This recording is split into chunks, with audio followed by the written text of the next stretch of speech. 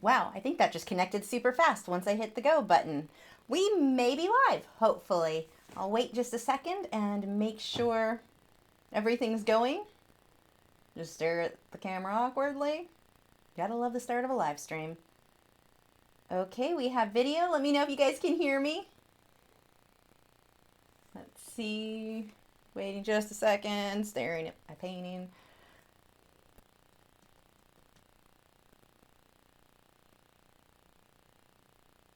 Live, okay. Audio is live. Okay, good. No, actually, I don't have to record tonight because there's so much repeating of this entire painting that I'll have plenty of footage on my regular camera, so I don't even have my regular camera set up today, so one less thing for me to run my head into, which is always nice. Okay, great. So the first thing I want to show you is this palette that I use. This is actually the Masterson palette. This is not a sponsored video, showing you what I like. This palette, it seals it off, kind of like Tupperware, seals the air out. But I put a wet paper towel in there so that it keeps the humidity in the palette. But certain areas will start to dry, like here is dry. If I keep painting on top of that when it dries, I'll get little flakes of that in my paint on the painting. So that area is kind of wet. That'll come off easily. So what I like to do, you want to use a scraper guy, one of these. What this is just a little razor blade that I apparently have too much paint stuck into that you can scrape off. Now, if I try to scrape this where it's kind of dry, it doesn't scrape well. So what I do is just take a spray bottle, just a normal bottle, and lightly mist the area I want to clean up. And it doesn't matter if I get it onto an area like where the paint is wet over here. It's not going to hurt anything, so I'm going to mix water into that anyway.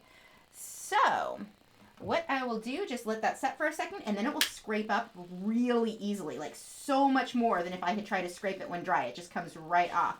This is the easiest cleanup. I used to use a pie tin with foil in it because I thought that was easier. This is way easier. I absolutely love this setup so much. The more I use it, the more I love it. I just thought I'd share that with you guys. Just pick off the chunk of paint there. See how easy that comes off? And so that way I don't have these chunks mixing into my paint that I otherwise would have. So we'll just clean that up. I was going to clean it before the live stream. I decided, hey, I'll just show you guys what I do to make this work well for me. And I'm just wiping the little razor blade thing off on a paper towel. See that area? It's a little bit more dry. I didn't spray it. See how I'm like having to really scrub to get that off? That is why spraying with water. And here's another area that's not sprayed with water. So it doesn't need to soak for that long. You just need to get a little on there and it comes right off. Victoria wants to know if it's the same as Tupperware. I mean, it seals out air like Tupperware. It's not Tupperware brand. It's called, I think, the Masterson. I'll link in the video description. You can get it there. Art supply stores carry it. I've seen it pretty much everywhere. So there, that gives me a nice place to start working. See, here's dry, and I'd have to like really scrape. But if I had sprayed water, it just comes right off. Okay, so now that we're all cleaned up, let's put that down. And I'm just going to take my paper towel and dry some of this where I've got a whole bunch of water. You can just wipe that out if you want to. And let's get a clean paper towel to get started.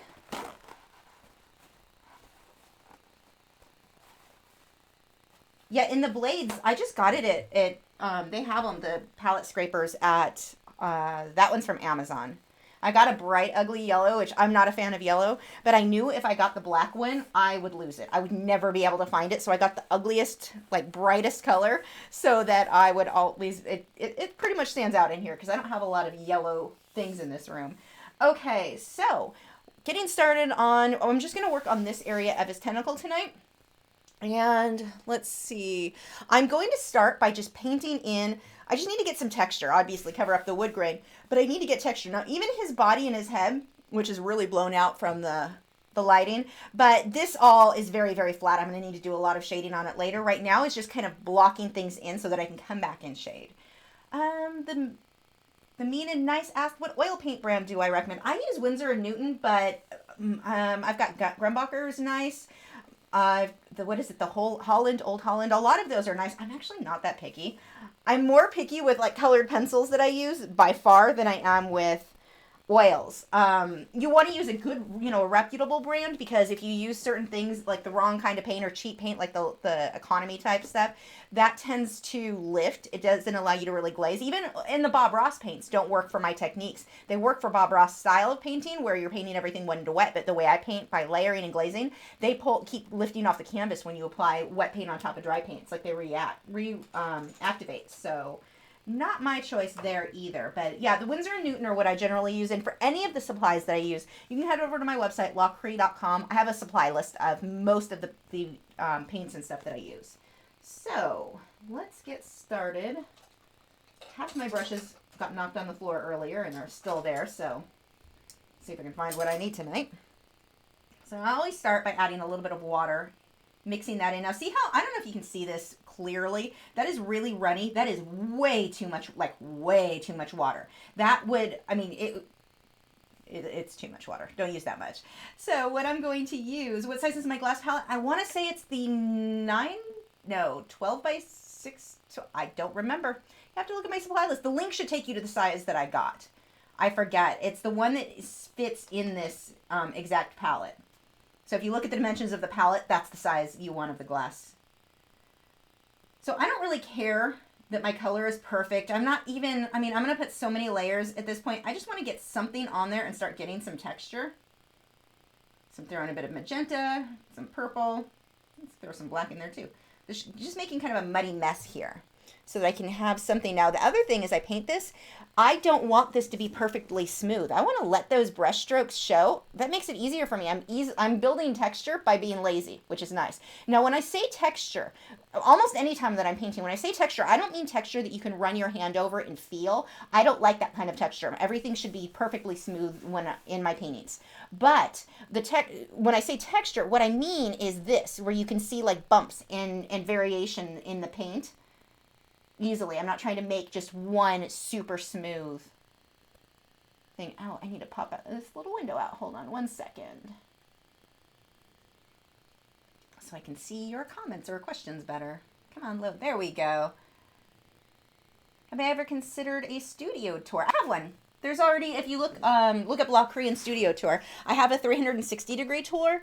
I'll probably do more, well, I know for sure I'm going to do more 360 videos because I want to show you guys my setup too. I think that's going to be the easiest way for me to show you the setup that I use for the cameras and just the way that I work. So that will be coming sometime soon.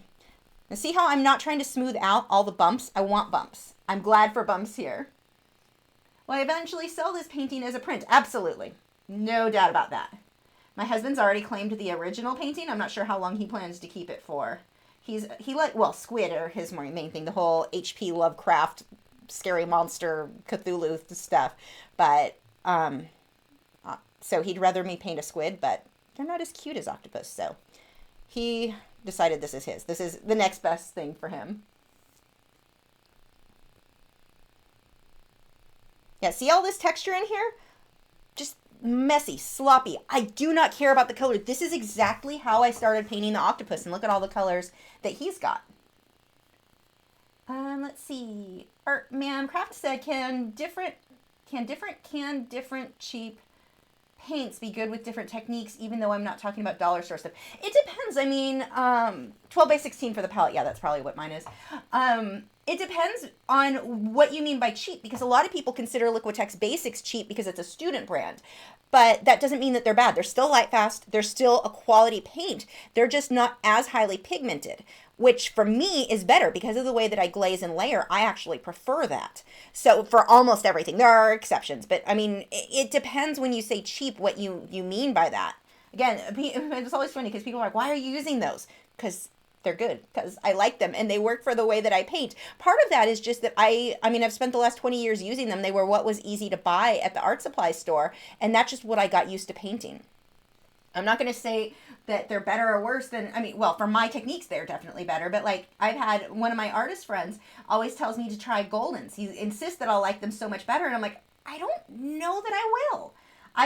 I'm very happy with how these work, and these would be considered a lower cost paint. So I don't know that I can really answer that without knowing more information on exactly which paints you mean. Now see here, I've got more brown in it. I don't care. I'm painting over all of this. I don't worry about color. Everyone is constantly asking me, well, not everyone, but I mean, I get asked this all the time. Which colors are you using? Tell me. I had someone actually respond to one of my email newsletters recently demanding I start telling you guys the colors I'm using. I'm like, I'm not going to. First off, I just mixed a crap ton of colors. I just made a muddy mess. I don't know. I mean, there's no name for that color. I can't tell you which color it is. The second of all, it doesn't matter so much. I'm going to keep building and layering until it looks how I want. Don't stress yourself out so much about color. When you're painting, there are plenty of things to stress out about. Color, not really the one that you want to focus on. If you're going to stress out about something, stress out about your values and your contrast. That's worth stressing over. But your color, the more you paint, the more that's going to make sense, and it's not so scary. Don't stress about it, especially to begin with, though. I mean, color matters, but not as much as people seem to think. People seem to be under the impression that if they just put the right color in the right place, that it's going to look super realistic, like a paint by number style, right color, right place. That's just not how painting works. You're going to do a lot of layering and glazing. Your contrast, getting the shadows in there, that is what's going to make your highlights and all of that, getting your details accurate. Those are what's going to make your work look more realistic, assuming that's your goal. So don't let yourself get worked up too much about color. That'll come later. Julie said, I'll be subbing to your Patreon tomorrow. Oh, thank you. So excited. Is there a tutorial or video that you would recommend for a beginner? You know, I don't okay, I have stuff for beginners. There are things that are like specifically super like your first project type things. I've got one for oil. I've got the colored pencil powder blender one I just did. It depends on which medium you're talking about. But here's the thing. Don't limit yourself either to stuff for beginners. Don't, like, if you look through something, you're like, oh, this is too hard for me. Don't not try it because you think it's going to be too hard for you. And not just for Patreon, I mean anything, you guys. When you are painting and drawing, reach higher. When I started painting, I specialized, I guess, or I was really only interested in what it was. Saying specialized in makes it sound fancier than it really was. I just only liked marine life. So that was all I had interested in, or had interest. Grammar's an issue. All I had interest in it. I can't say all I had interest in. There we go. Got it. And I wouldn't, I would look at other marine artists and kind of try to copy kind of like what they were doing. And one of them that I was copying, I'm not going to mention names because they're actually very well-known artists and I don't want to be disrespectful in that. But one of them was more beginner. Or I don't even want to say more beginner. His stuff was just not super detailed, not as accurate as what I wanted.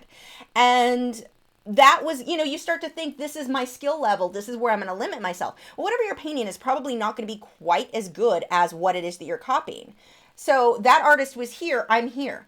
I stopped copying him and started trying to copy the style of, and when I say copy, I don't mean I was copying the painting totally, but the way that he painted, the artist that was much more advanced.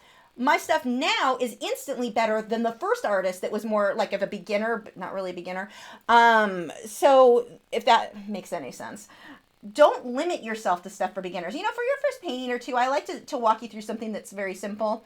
Now, I will tell you, if you're a beginner, do not start with a portrait. Even if let's say you've been doing portraits in graphite, don't jump, you want to change to colored pencil or to oil painting. Don't let your first project be a portrait, because that does get very, it's overwhelming. Too much can go wrong and it can be frustrating. So go more simple, like a floral or a landscape, a seascape, that sort of thing, or, certain animals even. I typically would avoid fur, feathers to an extent, and portraits for your first like 2 or 3 projects. Then jump into whatever it interests you. What interests you most is what you're going to learn the most on. But again, don't limit yourself based on what you think is going to be for beginners or for easy. Artman Craft said, what is your opinion on the Criolla Signature Series colored pencils? I don't know anything about them, so I can't really say. I would assume not super impressed, but that's just an assumption based on the name, not based on any experience whatsoever. So I would have to actually look into that. Gavin said, I remember when you did oil over acrylic. You haven't done it in a long time. Would you still recommend doing it? Absolutely. My main reason I haven't been oil painting much is my chicken, or my cockatiel. My chicken likes to be in the studio, and I can't have him in here, and I feel guilty that he can't come and hang out on his desk because he loves to be on my desk. Like, that is the highlight of his life. that is a really bad reason not to paint and stuff. Because, I mean, he can be in the other room. He just can't be in here when I oil paint. So I feel guilty, and that is why I have not done much with oil painting lately. Chicken's just going to have to suck it up and not come in the studio so I can get some more oil paintings done. But no, oil over acrylic is still a way that I really, really like to paint. So let's start throwing in some shadows, get some texture in here before I start in on further details. Got some blue and some purple. This is phthalo blue and dioxazine purple. Oh, look, I say I won't tell you colors, and then I tell you. I'll tell you if I know. Let's see. Will I do a review on them? I don't. Maybe. Possibly. I might. I'm not going to say I won't for sure. I might. Can we see my chicken someday? He's been in some of my videos, and I've got photos of him on Instagram. I don't want to bring him in here. Even though the acrylics are non-toxic, anytime, like, I can still smell a slight odor with them. If there's a smell, I'm hesitant to bring the chicken around it because birds are so sensitive. And while I know he's probably fine, I'm not willing to risk it. I'm super paranoid. Throw some black in there. Let's make this a little bit. There we go. Move my reference photo a bit. Oops.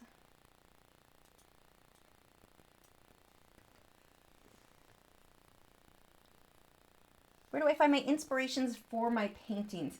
I look at it as kind of a collage. I mean, anything that I think is pretty, or I'll have a random idea. Sometimes I'll get ideas like right that stage right between being awake and asleep. Sometimes I get ideas then. I actually haven't gotten one from that in a while. I've been falling asleep too fast for that lately. But just things that I think are beautiful or things that I'm interested in. I love marine life. I love birds. And so that's, I mean, my inspiration largely there. It's like I have a desire to create.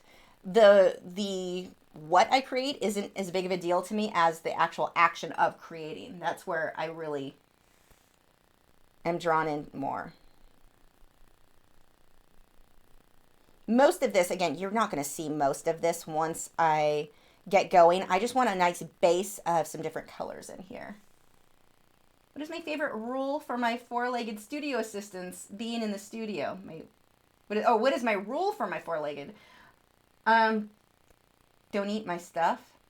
My dogs are older. They're not destructive or anything, so I don't have to worry at all about them damaging anything, but I use common sense too. I don't leave anything that they could get to. There's never oil paint open or out where they have access to it. They never, and you know, if you have different animals, you're going to have to adjust what you can allow. I mean, a cat is going to get into the paint. I had to do things very differently when this type of palette I started using back when I did have a cat years and years ago, because I didn't want to risk her getting into the oil paint, which is toxic. So you just have to, use common sense, your animals. But also, I think it's important to assume your pet is going to get into whatever it is that you have. I knew a lady who she lost her dachshund. She was taking classes from me, and she left her, I don't think it was a paint thinner, I think it was the liquid they got into. They drank or lapped up a lot of liquid, which is a mixing medium for oil, and they both died. Or one died, one was on its way. I don't know if the other one made it. But, I mean, she assumed that they would be safe, and they weren't. So that's kind of my rule, is assume the animal's going to get into it. Don't assume the opposite. I mean, you have every time something goes wrong with an animal, everyone has that whole, well, he's never done that before. He's never bitten anyone before. Just assume that they're going to bite the stranger and take precautions. Just assume they're going to do the worst, because you never know what an animal's going to do. Assume the worst and take precautions for it to protect them and, in the case of biting someone and whoever else is around. You never know. I used to work at an animal hospital, and the amount of times people would come in and say, oh, my dog would never bite, and then they bit somebody. You just don't know. So always assume that they would, so that you can best protect them. Assume that they're going to get into your paints. Assume that they're going to, I've known of people who had their actual artwork chewed up. Just assume your pet will do that and take precautions to make sure it doesn't happen. When mine were puppies, I would watch that more carefully. Now they're old lady dogs, so it's not such a worry. But, use common sense there and assume that they'll do the worst, so you can prevent disaster from happening. You also have to be careful too with how you're painting. Like if I'm painting with oils, if I had a cat or an animal that shed a lot, the Italian greyhounds, they don't shed much.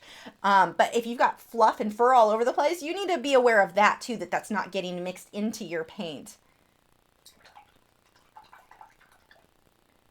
Now, at this point, there really isn't much thought process other than, make a mess. Throw some color on there. So that I can then start, I'll dry it, and then I can start in with the details and such. This is exactly what I did, really, when I did the body of the octopus, too. Now, his was different because I had to go through with a liner brush to do all the little details, and I'll have to do more shading there, but...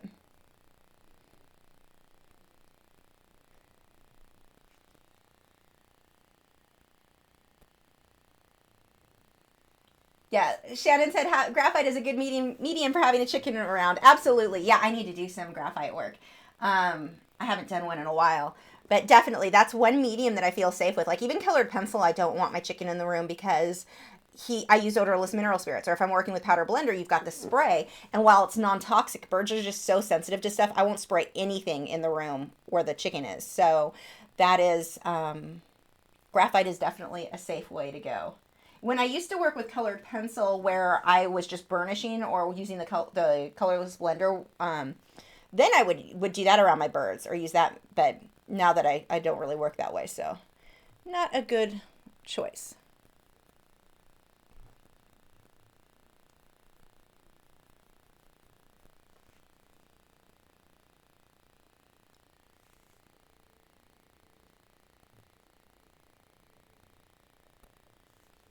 Yeah, even now, like my studio assistants, because of the live stream, if one of them decides they need to go out, even though I take them outside right before the live stream starts, as soon as I start talking, one of them will need something. One of them decides they're going to start puking, and I have to run them out into the crate so they can not make a mess everywhere, or, something like, like that. So whenever I'm live streaming or doing the podcast, they are in the other room in their bed, because every time I've tried to let them stay in the room, it's like the minute I start talking, they decide they need something right now, and it's an emergency, even if I had just taken them outside. Think I'll do a tutorial on how to prep canvas and using gesso. Yes, you go to the art supply store and you buy a Frederick's canvas that is already gessoed, and you start painting. It's as easy as that. I need to let this dry so I can stop and answer some questions while we wait for that. I don't gesso my own canvas. I have in the past. I mean, I know how. I don't see any reason to. And it was funny because I used to, there was a guy who he worked at Hobby Lobby. I was just teaching there. But he would insist you saved so much money by buying a roll of canvas and stretching it yourself.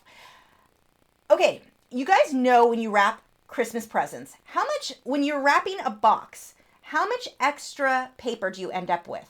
How many scraps do you end up with? It's the same with canvas. You're not using every square inch, and I don't feel like you really save that much, especially if you can. Now, I am lucky. We do have an Easel Art Supply really close to me, so if you're in Texas, check them out because they've got Frederick's canvases. They're always 50% off. So it doesn't make sense for me to buy a roll and stretch my own, which you have to buy the stretcher bars. You have to make sure you know what you're doing, and I do. I know how to stretch canvas. I don't feel like I'm saving anything over just buying one at Easel firsthand. Now, of course, that's going to be different if you're having to order it online and you can't have them shipped to you. Then yes, it makes sense to go ahead and stretch your own. But for me, because of where I buy them, it doesn't. Actually, I don't buy them at all now because I'm sponsored by Frederick's. But when I did buy them, that's where I went. So I mean, I definitely have. I know I'm lucky. So that it has never made sense for me to stretch my own. Who said my boxers would sneeze all over my paper? Yeah, and that's something you want to watch too with food or drink. I had a student once, she was working on this portrait of Lucille Ball, and it was gorgeous. She was doing such a good job, but she brought In-N-Out with her. This is when I was teaching in California. She brought In-N-Out with her to class, and accidentally, because she had braces, she accidentally spit while she was eating, and this droplet, you couldn't fix it. Her dad came in, he's like, what can we do to fix it? You can't. You let your daughter eat In-N-Out while working on a paper craft. The oil is not coming off. That you can kind of try to hide it, but it's always going to show. So yeah, definitely watch what you have around you while working.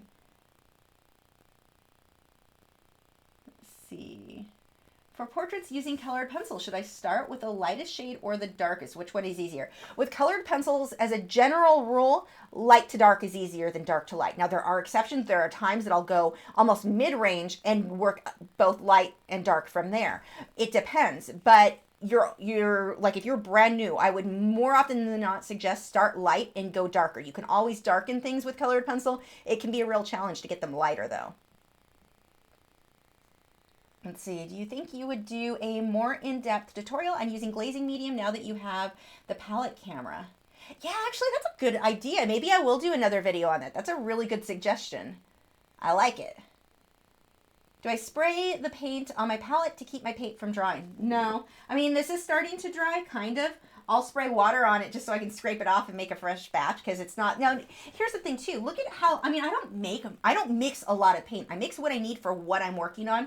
One thing that you don't see me do, and I know a lot of artists like to use a palette knife to stir or to mix their paint. The problem is you end up mixing a ton of a color that more often than not, it's the wrong color for newer artists, but you mix so much of that paint, you end up with a lot of excess, which is fine if you're storing it. And some people, for how they paint, that it's best. For how I paint, it's not. It doesn't make sense for me to mix a ton of one color that I'm not, I mean, here, that's not that much. I would rather mix just a little teeny bit, and if it starts to dry out, I will scrape that area up. But the bigger blobs of paint really don't dry out that fast. I don't have a problem with them drying super quickly. You can mist water over those to keep them wet longer, but these areas, they're flat. There's like not, you can see as I move that, there's not much on there. So it doesn't make sense for me to try to save that small amount.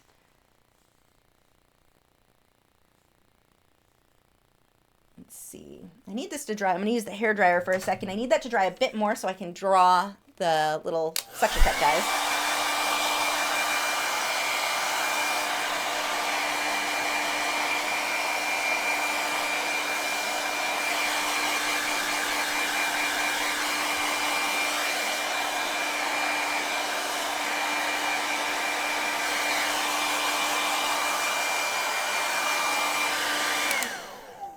Okay, sorry about your eardrums.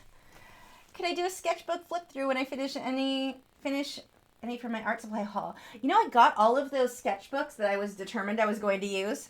I've not. The one that I thought was the coolest looking, I drew like 2 things in or 3 things in. I don't use sketchbooks often at all. It's funny. I love the idea. It's kind of like wine. I love the idea of drinking a fancy glass of wine because the glasses are so pretty. I hate wine. I've never been able to drink wine. So it's kind of funny. I feel the same about sketchbooks. I love the idea. I don't actually like doing them that much. Although I do have, I'm going to try doing a couple times this year. We've got this really pretty area near me that I'm going to go, I'm actually going to set up the GoPros, clamp them to some areas where it looks over this, the creek and draw out there. Derwent is sending me actually they've been announcing it, so I guess I can mention it, but they've got their new Inktense, like this travel pan set, which I'm really excited to try. So that might encourage me to start wanting to use my sketchbooks more, but I've not done anything with them. Sharon said, I found recently that the Canson Inktense paper, you can go dark to light. I was very surprised how easily it went over. Yeah, that paper, it's got a really good amount of tooth. I mean, it's not the same as like sanded paper, but it's got a good amount of tooth, so the pencils stick to it really, really well. I actually am pretty happy with that paper. When asked what medium, Edith said, when asked what medium was used for an art piece done with Inktense pencils, is the response colored pencil, watercolor ink, or Inktense? It's Inktense or water-soluble ink. It's not colored pencil. It's a pencil that has color in it, but so would watercolor. Like if you used a watercolor pencil, would you say it was colored pencil? No, you'd say it was watercolor. And it's the same with Inktense. It's water-soluble ink. So it's not like your traditional colored pencil are wax or oil-based or clay. They're not ink. I mean, this is a water-soluble ink. Same with watercolor pencils. I would call those watercolor or watercolor pencil, not colored pencil. Now, I'm not sure as far as like CPSA or the Colored Pencil Societies, different groups may have different rules, but that's how I would answer myself. Okay, let's see. Thoughts on Derwent's upcoming Lightfast set of pencils? Do you think you'll get them ahead of time to review? I don't know if I'll get them ahead of time. I will definitely get them, even if I have to buy them myself. I am trying those. I'm really excited. So those looked like Derwent and a full set of Lightfast. That's exciting. So, and especially, I don't know the colors exactly yet, but I'm hoping that there'll be a bigger variation than like what we have with polychromos, because that's, you know, ongoing thing with colored pencil. I always want more color. So if there is a bigger variation, I'll be even more excited. Okay, let's go ahead and draw in. We've got to start doing some of these tentacle or the little section cup guys, and I've got to figure out what size I want these. And I can always adjust these as needed. So what I'm doing, and this is one of the reasons that I like Liquitex Basics so much. It's probably the biggest reason, besides that it works good for the way I glaze. See how my white charcoal pencil, this is a General's white charcoal. I don't think I have this in the video description. I probably have it on my website if you need a link to it. But it's just a white charcoal pencil. To make sure if you use these, do not get something that's oil-based, because some of the white pencils that people use for drawing are. But it's just a regular white charcoal pencil, and it sticks really well. Let's shrink this. Ooh. This actually is the image that I probably want to use more. If I were to use like Golden's, it has a high gloss to it, so the pencil won't stick. Liquitex Heavy Body, high gloss, won't stick. And this is one of the biggest reasons. See how, I mean, you can see where I've drawn out everything, the sketches on here. Not only that, it erases completely. So I can either erase it if I have a little line, if I take a little bit of water, it'll pull it the rest of the way off. So I don't end up with a line. You can see completely gone. I don't have a line like I would if I were using regular graphite or something like that. Plus this shows up better. So that is my suggestion there, or a huge reason of why I like Liquitex Basics. And then again, the suggestion on the pencil, make sure you are finding one that is not oil-based.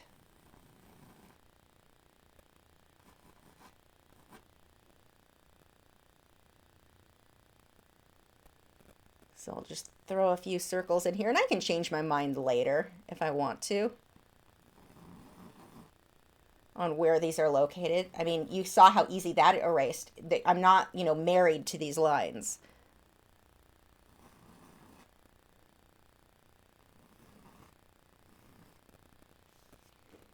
Have I ever tried watercolor brush pens? No, I'm going to say no. I have watercolor pencils, and I have, like Derwent has their water brushes. I've used those with that, but I don't think that's what you mean. So I'm going to go with no.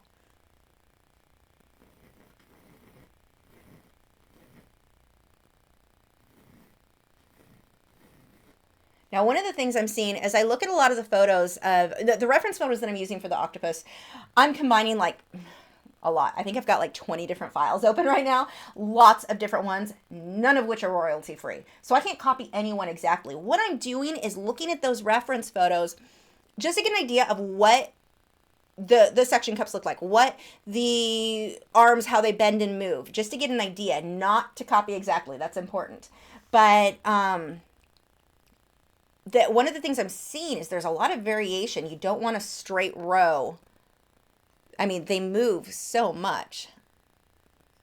And lots of different sizes too. It's not just all even.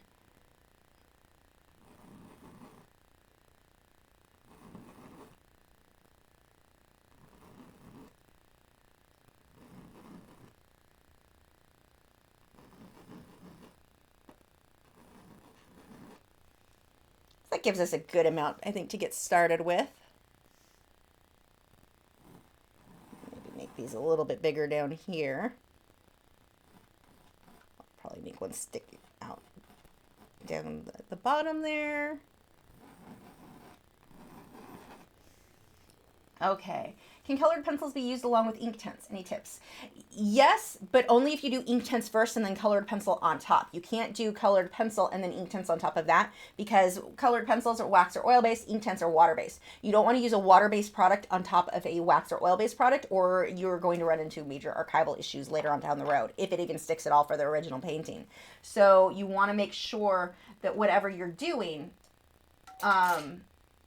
do the Inktense first and then colored pencil over that. I actually want to do some of that. I just haven't done it yet.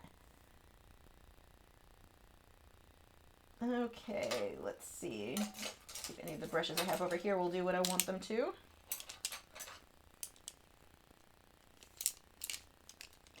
I'm going to go with no. Maybe you. Also, it's kind of funny. Even when I'm not doing the live stream, I sit and talk to my paintbrushes like this. I'm going to use you. No, I'm not going to use you type color. Oh, there it is. No, that's not it. Dang it. There's a specific brush I'm looking for. You might work. I think you're too big, though. Oh, a little cheapy generic one might work. Let's see what we've got down here. Ooh, where'd I get you? I don't know where these ones came from. I mean, I don't want to use them for this. I'm just kind of excited because I saw something I didn't know I had. Okay, let's try these and see what happens. I know I have a bigger variety of this type of the round brushes. This one is the Simply Simmons round, and I just don't, it's a number 10. I know I have smaller ones, I just don't know where they are. Then I've got a super cheapy generic round that's about the size I want, just not the brush that I want.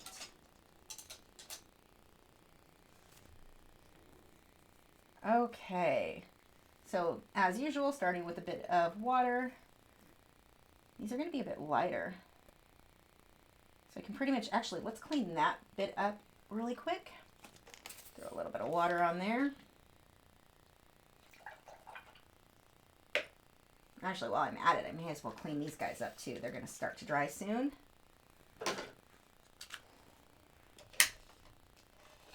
That's probably way more water than I needed to clean this area up. Whatever. It'll be fine.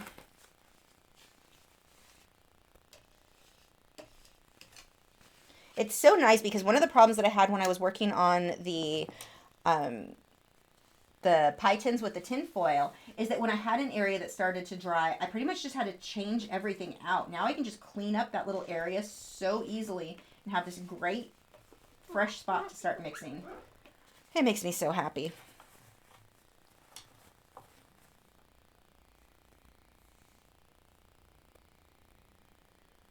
I'm seeing that some people are having problems with buffering. Just refresh your page because the video is still playing just fine for me. So it's there. Your internet hates you, I think. Okay, so let's go ahead and get some colors in there. I want to go a little bit lighter than what I've got. That is pink. Let's tone that down. I want a grayish, a light grayish tone. Get some purple in there. See, I'm just throwing color in until I get something that I want, which is why I don't want to just stir a ton of paint because I'm making a ton of not really the color that I want.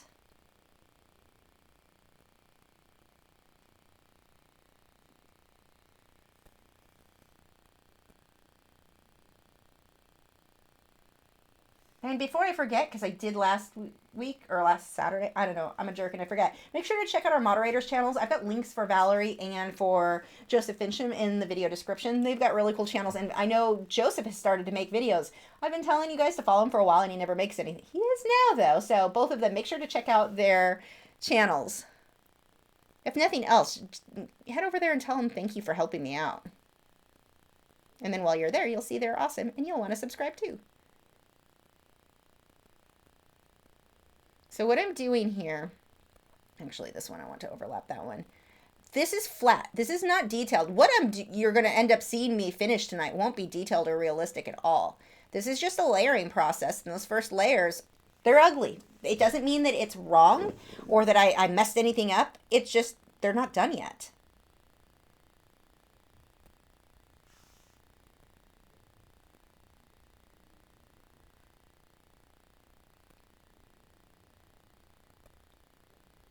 Notice too where I hold my hand on the brush that I'm not up here like this. You don't have as much freedom. Your work is going to be very stiff when you hold your brush up that far. See how far back my hand is on that brush? Back towards the back end of it. You will actually, once you get used to working that way, you will have more control, because you'll think you have control when your hand is up here. You really don't. You're going to have way more control if you learn and get used to and comfortable to holding the brush back further. I don't really need these to be super smooth because I need texture. I mean, they're in the past, one of the things that I used to do, and I still see a lot of artists in that same stage that I was, that's how I can relate because I was there, where you try to blend everything. I've had to learn to stop trying to get everything perfectly smooth, because that tends to be very almost cartoony looking, where it's the solid color. That variation, it's lazy that I'm not blending it out, but it also works to my advantage in creating more texture, more depth in what I'm painting. So see how I keep adding a little bit more water as this starts to dry, so I can still use that batch. You don't want too much or it's just too translucent. You can tell I'm not using much because this is still very, very opaque. If I use a lot of water, it starts to get kind of foggy instead of really covering what I want it to.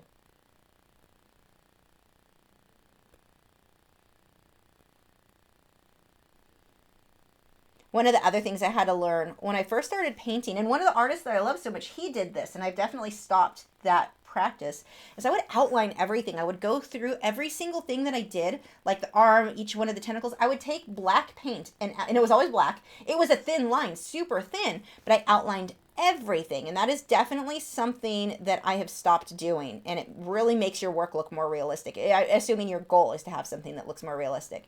If you're needing to outline something in order to separate it from what it's next to, then that kind of tells you that you need to work more on your contrast and your values, or keeping your edges clean. The outline, my largest thing, the outline I was using to clean up edges. Clean up edges with the color of what you're painting, not with black. Like I said, they weren't super, you can see this is starting to get thinner now that it's more translucent. I've got a bit too much water here.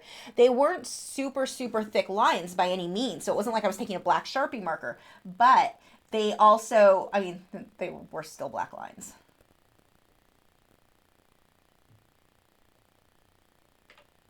A whole bunch of colors in there, create my mud. That's going to be too much black. I'm using unbleached titanium white and titanium white here.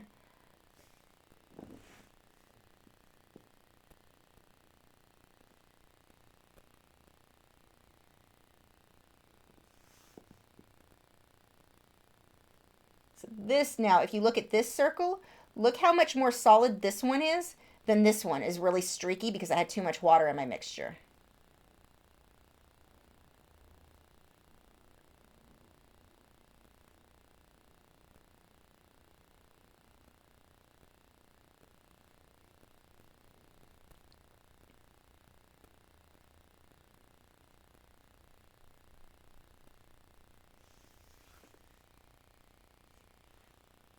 Mr. Wolfie says, oh, I can get a Lachri phone case. Yeah, they have those over at my print site has some. I used to print different, and I wish that company, well, sort of I wish. I wouldn't really have time to do it anymore. But there's a company that used to print phone cases, and they just randomly went out of business, even when people still had orders in with them. They made the coolest phone skins. I mean, that was back when I wouldn't do that now, because now I need an actual case.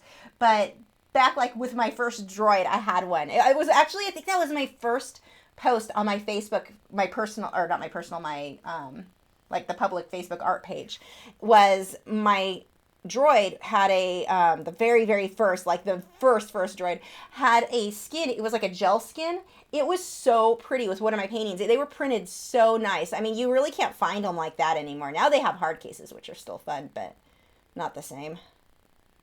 I missed that company. I loved, and as much as I say I missed it, I wouldn't use it because I used the OtterBox because I dropped my phone too much. But they looked really nice. I still have that phone because I like the skin and I don't want to, oops, chunk of paint there. I don't want to get rid of it. I can't bring myself to throw it out just because I liked how the skin looked so much. Pamela said, do you find that the colors look different on a gray background palette versus a white one? Thinking of getting one. You know, I went with the gray just because it was very neutral. I did the gray for both oil and acrylic. A lot of artists will even paint theirs gray to avoid having white. So, I mean, here I can see my white. I can see how white that is. If I'm up against white, it's a little weird. So I would go with gray. That's definitely my preference there. And again, I mean, I came from someone who was painting on tinfoil, so gray or that color, that silvery color is what I'm used to, so that may be part of it, or part of my preference just because I'm used to it.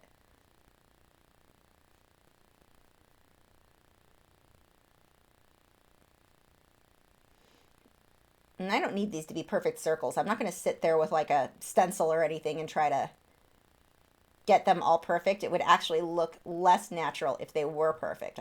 I want them to have some variation in there.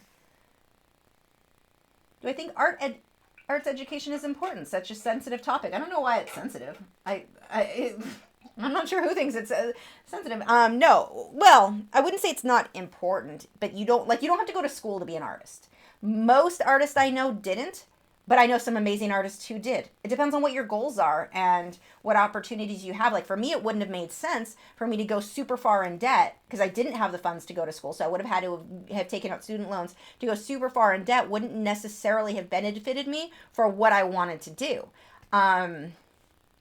So it just depends on what your goals are. And I'm not going to say that going to school is bad. I know artists who went and they just had such a wonderful experience and loved it. I know artists who went and regret spending the money. So that's knowing about art history, knowing about all of that, you can learn that on your own. You can study that on your own. You don't have to go to school for that. And most of what's taught in school, in any subject, I mean, okay, obviously if you want to go to a doctor or be a doctor, you have to go to school. But I mean, in a lot of different subjects, you can learn with business and marketing. There's a lot of stuff that you can learn outside of school. So like for as far as being an artist, now, yeah, certain jobs are going to require that degree, even when you get into business and marketing. But for an artist, we can learn a lot of that outside of school. So it's not, I don't think it's a requirement, we'll say. Do I use Liquitex Professional Acrylic Ink? You know what? I have some they sent me. Liquitex did for me to test, and I just haven't. And I need to play with them because I got they sent me their muted line there where it's like the burgundy and green, soft green tones, and it matches the other paints, and I just haven't used it yet. I need to. What do I do to gain motivation? God, there's so many things. You can watch, sometimes watching another artist paint a technique or something that I've not tried, and I watch it and I'm like, I want to do that. Or just going for a walk out in the trees and you see the way the light shines through the tree leaves, or in the case of right now, tree branches because there's no leaves. But that definitely motivates me. I'm just waiting for this to dry a bit. That motivates me to want to paint when you see pretty things. Setting up photos, and this is something, even if you have just a cell phone, you don't have to have expensive cameras while they help. Let's say you just have a cell phone. Set up a still life photo where you're playing with the light coming through the window, like natural daylight, like early morning, late night light will give you the best lighting. And play with the lighting. Play with getting still life photos. That motivates me. Getting a good photo, like when I go and take photos of things and I get excited about the photo that I took and I want to go home and paint that will motivate me. Oh, here's a big one. Paying my bills motivates me. Like, oh, electric's coming in. I should probably go get some videos done so I can pay those bills. Big motivator there too. If I consider doing high quality stickers, I'd love to have your morning tea drawing on my laptop. Only what's on right now. I just have what's available on Fine Art America, but that's the print site I use. They keep updating or adding more. I have to see what they have available. I haven't looked lately because there may be things available I just haven't activated yet on their site. So yeah, I mean, what I used to do, like the print thing I told you about before with the phones that I used to use, the problem with them, or one of the problems with them, is that I had to actually place the order. So if someone ordered, I had to go online and place the order, and I was only making like $2 per phone case. So it wasn't worth the 15 minutes that I had to spend to do it. Like there's no way I would have time to do something like that right now. So I'm hoping that Fine Art America makes more products available. That would make that possible. Okay, I'm going to, in between some of these, I'm going to start pulling some brighter colors. I'm actually going to pull some orange in there. That orange is starting to dry. I didn't put much out in the first place. Let's even pull some some transparent mixing white. Now, the Liquitex Heavy Body, this is one thing. The type of paint that you're using makes a difference on how fast it dries. You see how this is just gooey and almost dry? That was one of the last colors I put out last night, and it's already drying because it's heavy body. Heavy body dries fast. So it's very, very hard to blend your heavy body acrylic paints when you're blending in this, the way that I am here. And that's not to say that they're bad. They're just better for different techniques than what I'm doing. But I really like the transparent mixing white, so that's where I'm just going to deal with it. There we go. Now it'll flow. But it's too thick and it dries so fast. So let's get some more texture in between these guys. So I'm using the transparent mixing white so that because I don't want it to be super opaque. I just want to build some texture in here without having really opaque lines. Yeah, Shannon says, well, says the paying bills is what keeps most of us motivated to work. That never supplies, exactly. I mean, a lot of people, you think that, I mean, I love my job. I cannot think of a better thing or anything I want to do more like as a career. But you do have times where it's just like, I don't want to work. I don't want to get up and edit a video. I don't want to go do whatever. I just want to sit and lay in bed and read a book. I have an addiction problem with books. I like to read before I fall asleep. The problem is if the book is any good, I wake up and I start reading and I won't get up and work because like I can't put books down. Luckily I read fast, but yeah, I've got a bit of an addiction problem with books. So that's why I try to stick with audiobooks because I can actually work while listening to those. But I mean, you have those moments where you're just like, even if it with painting, it's something I love. Authors do the same thing. They love it, but there are times where you're just like, oh, I don't want to get up and go work. I'd rather just sit in bed and read or sit in bed and do something else. Drink coffee and watch TV. So, you know, we all have those moments, and just you have to look at it as if you're making that as your career, you have to look at it as a job. You have to get up and go to work.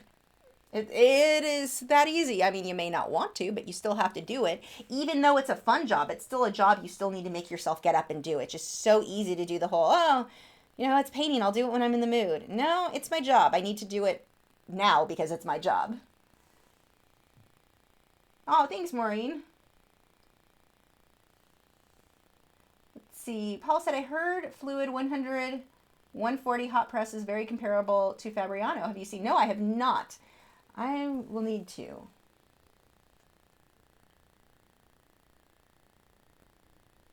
Because I'm afraid I'm going to have to look for an alternative to the Fabriano Artistico. I don't know. Well, after this painting is done, I'm going to be using their newest batch. It was on back order for almost a year, for 11 months, I think. So it'll be interesting to see how it compares to how it was. I'm planning on doing something with colored pencils with OMS, and I'm going to airbrush the background so I can kind of test both the airbrush or, you know, wet media along with colored pencil and get an idea of how well that works for me.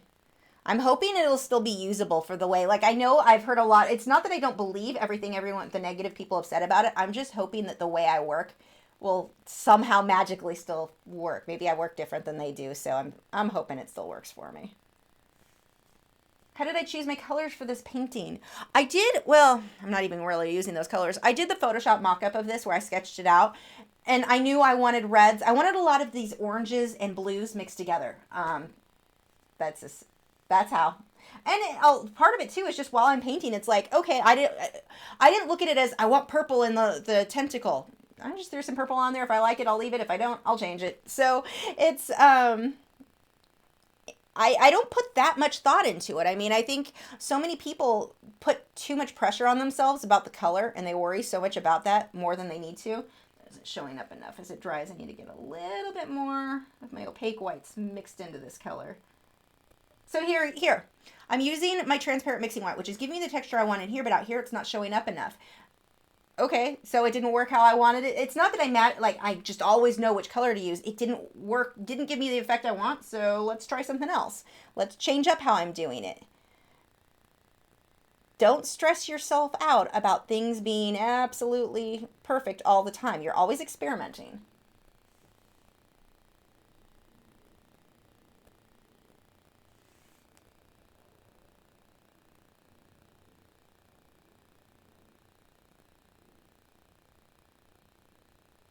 I have to be careful in here because this one's more opaque. It's going to show up more than what I really want. And then in here, right now, this is way lighter. What I'll probably do is darken a lot of this up and then do kind of what I did on the back end of the octopus's head where I take the blue for a little bit of a highlight, but all of this is going to end up way more shaded than what I have now.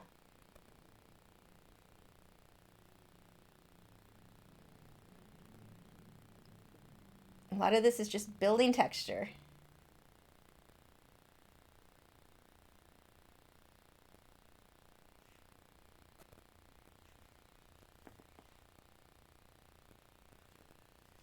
Okay. Let's see. I think I'm going to start pulling some more of the purples in. Maybe a bit of orange too. One of the things that I really like the Liquitex their orange colors, oranges and reds, are super, super translucent.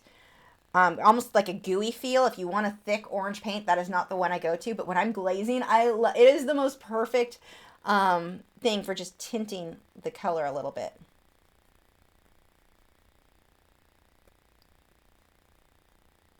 Just get a little bit of that in there. I'll definitely need to pull more blue. I've got a lot of more purple than I want. See, I'm not really worrying about blending. I'm letting these brush strokes show. Make sure you need to highlight. I'm not going to see most of your questions unless you do the @Lachri Fine Art. If it doesn't highlight in orange like what you see Valerie just did, I'm probably not going to see it. All of the rest looks like you guys are chatting. So make sure if you actually have a question to highlight that. So let's go ahead. Actually, this is probably not going to be the brush for this.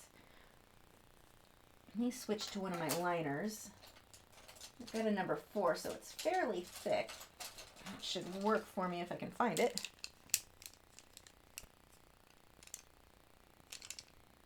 Okay, I was using it last night. I know it's here somewhere. Oh, is that it? Hey, I found it. Okay, so what I'm going to do here, I actually want to mix a fair amount of paint, and I don't want to mix it with the liner because that'll take forever. So I'm actually going to mix it with this brush here. And I'm going to be using some black and purple and brown.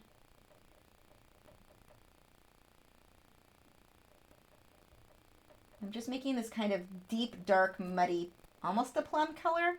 It's got a tint of purple, but it's not, you know, purple purple. It's kind of a rich brown all in itself, purpley brown. I'll just make up terms. There you go. For those who are always wanting to know what colors I'm using purpley brown.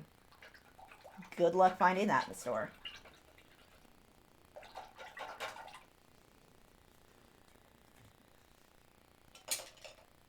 So now I cleaned that brush that I mixed it with, and now I'm going to switch to the brush I actually want to use. I'm just going to twist that in there.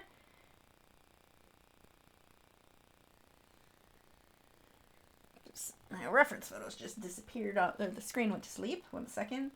Christy said, what do you use instead of Liquitex Basics for the reds and yellows if you want opaque? Either the soft body or the heavy body, both by Liquitex.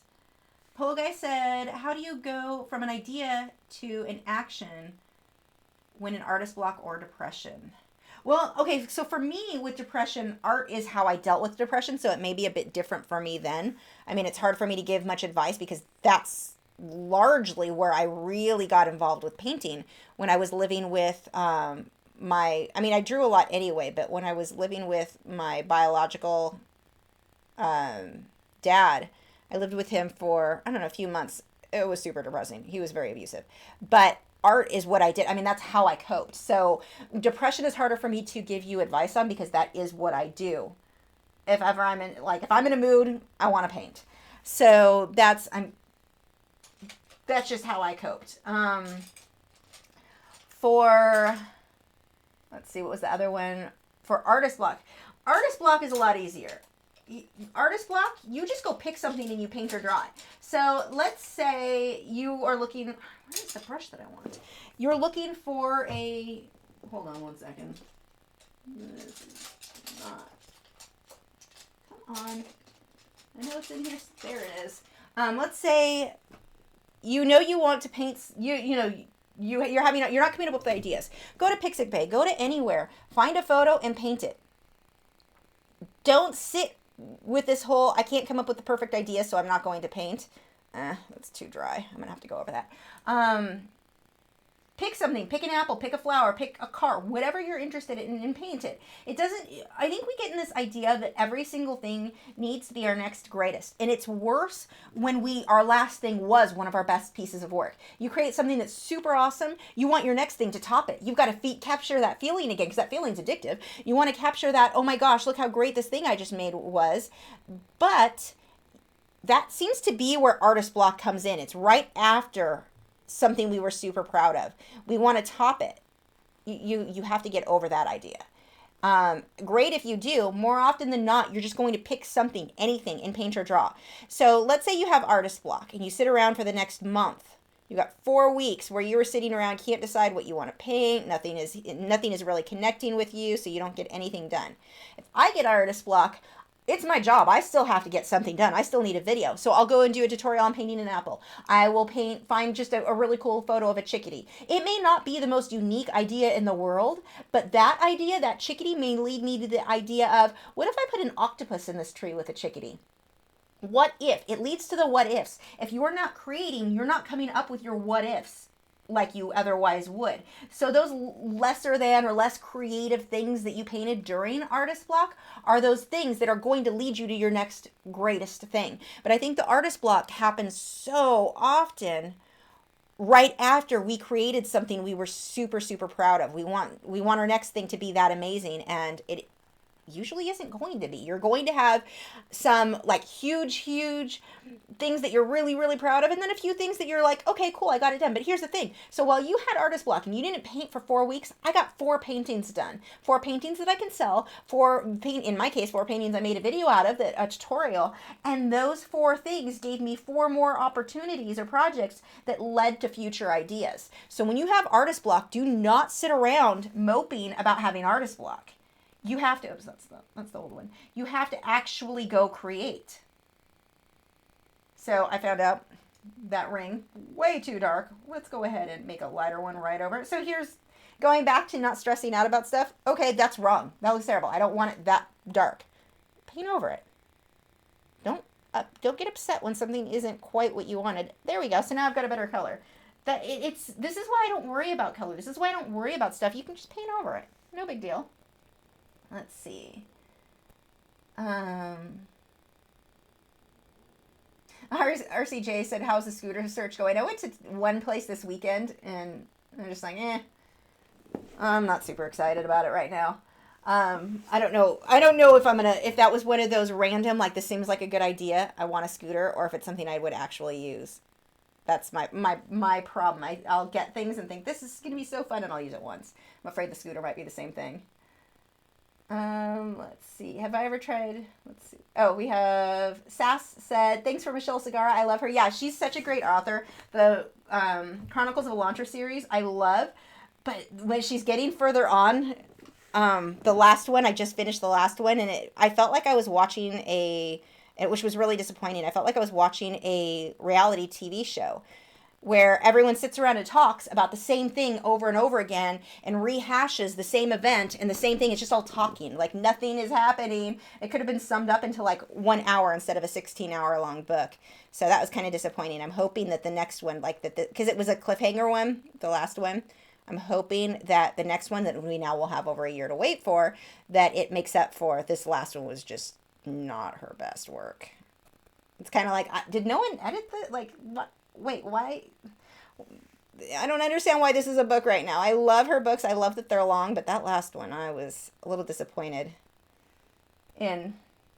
Let's see. Did I try pan pastels? I have, and they are too messy for me. I don't like them. Do I ever give up on a painting and start over, or do I always finish? I always finish it, but I have in the past given up.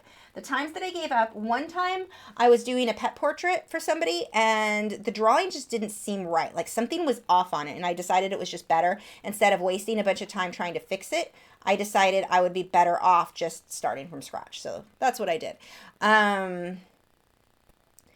There were a few other times where I had ideas. And this is before I really started designing things in Photoshop. So I would have these ideas for surreal paintings and realize once I saw it in, like, on the canvas, was like, wow, the balance, everything about this. There was one where I did these globes, because I like to paint things inside things. So like a dolphin with a scene inside the dolphin. I used to do that a lot. So I did one, it was globes, and it had different sighthound heads inside of them, because I thought I could make prints of them. Prints of sighthounds were doing well for me. Yeah, no. It didn't look so good in practice. So that was a canvas I actually ended up throwing away years later. I kept thinking I'd finish it, and it was just like, no, I can't fix it, because the design, the idea, the concept, once I saw what it looked like, weird floating heads. It didn't look how I envisioned it.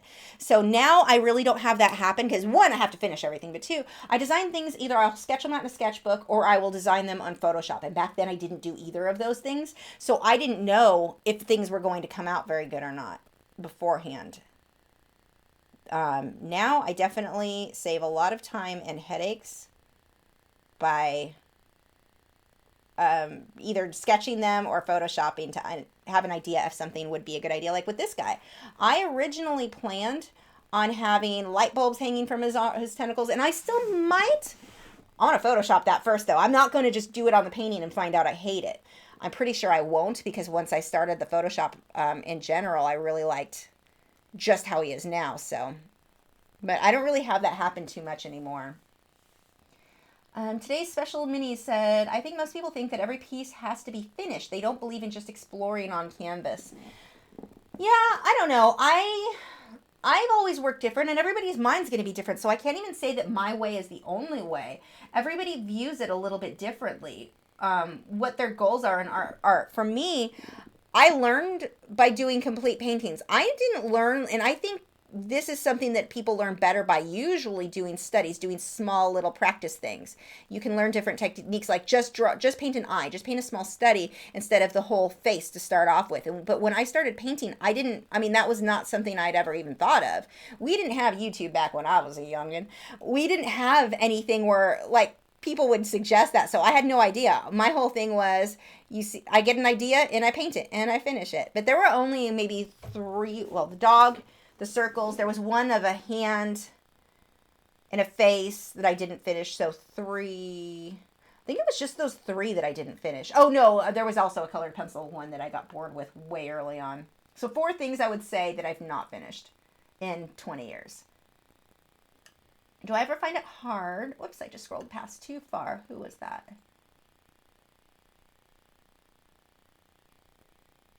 Cardina said, I can't read that right. I have new glasses. It's hard to see up close. I have to back way up to see. Do you ever find it hard to not like tons of mediums, starting with just acrylics and oils, the sculpting, colored pencil, watercolor, and now gouache? I feel conflicted. Here's the thing. You'll have people do the whole oh gosh, what is that saying? Basically, if you want to get good at one thing, you can't be good at all the things type thing. And someone can fix that saying. I cannot remember how it goes. To be a jack of all trades is to be a master of none, or something like that. The thing is, art is art. So when you get to where you understand lighting and composition, and where you want a hard line versus a soft line, when you start to understand all of that, it translates. So that's why, like with me, I've been painting for 20 years. You can give me watercolor. My painting will be, okay, it's subjective with better, but I don't know how else to word it, so you guys are going to have to forgive me, because I'm sure someone's going to yell at me about, you can't say one painting's better than another. But my painting will be more skill level advanced than somebody who's been painting with watercolor for 2 years, even though I just give me 2-3 paintings in watercolor to experiment with it, and right away I will be able to be up to like this, my level with my other mediums, because it's the same. I mean, you get to where you just need a couple of paintings to understand how to layer or blend that that medium. It doesn't take that much to translate one medium to the next. Once you get, you're going to need a couple of pieces with it to experiment and understand how to blend that medium. But it's not that hard to go from one to the next. Art is art. So understanding those things, the things that matter most in art, are understanding composition, understanding your contrast, your values, understanding those things. It doesn't matter what medium you're working, because it's the same in all mediums. So whatever you're interested in, you don't have to just choose one. That's definitely something that I've seen a lot of people do, where they feel like, I've got to master this one medium before I move on to the next. Sort of. And it just doesn't take as much as what you think it would. I mean, once you get to where you're really good with acrylics, you switch to oils, and after a couple of paintings, you get the hang of the blending. It's actually pretty easy. So your oil paintings will be just as good as the acrylics that you've been working on for 10 years, but oils you've only been doing for a few months. So I get too bored. Like, I'm not one who would really be happy doing just one medium. I would definitely get bored with that. There are things I like about different mediums and how each one works. So I would say, don't feel like you have to limit yourself in order to do good. Get to where you're comfortable with at least one before you try all of the mediums. That may be a good idea.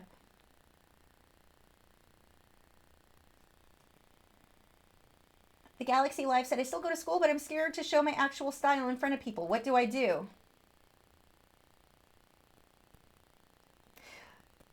I'm only thinking of like smart aleck type responses to that. You show people. If you're afraid of doing something, then you do that thing to get over being afraid of it. It's so often the answer that seems the most simple is actually the correct one. I mean, there's no like class you can take that is going to instantly make you comfortable showing your stuff. You just have to show them, and then sometimes people will love it. Sometimes they'll hate it. I will tell you, be prepared for those who tell you things are terrible. No matter how amazing you are at something, there is always going to be someone out there that needs to tear you down to make themselves feel better. I mean, my favorite artists, I'll see people leave comments about this isn't real art, this is whatever, and it's like, what are you smoking? That is insane. That artist is incredible. And you're always going to like, you have to know going in, you're going to have people who are jerks. Just the way it is. Most of them are not, but you know, and you can watch how you word things. Like I've seen artists that will say, like, their goal is hyperrealism, and that's a good goal to have, but don't list your beginning artwork as hyperrealistic because you're setting yourself up for even more criticism. Just list it as it's just art. It's realism is what your goal is. It takes years to get to the point where you're doing hyperrealistic. And I don't mean photorealism, I mean hyperrealism. That is not something that you just, this is not hyperrealistic at all. This is not even really photorealistic. This is very stylized. I've seen where people will label themselves a certain way, and that leads to more criticism. So it's just something to keep in mind. I wouldn't label yourself, even with photorealism, which is like, I don't want to say a step lower, but it's not quite as realistic looking as hyperrealism. Even that, you'll occasionally get people who are extra critical because you listed it that way. So just watch how you label yourself, and not labeling is sometimes the better way to go.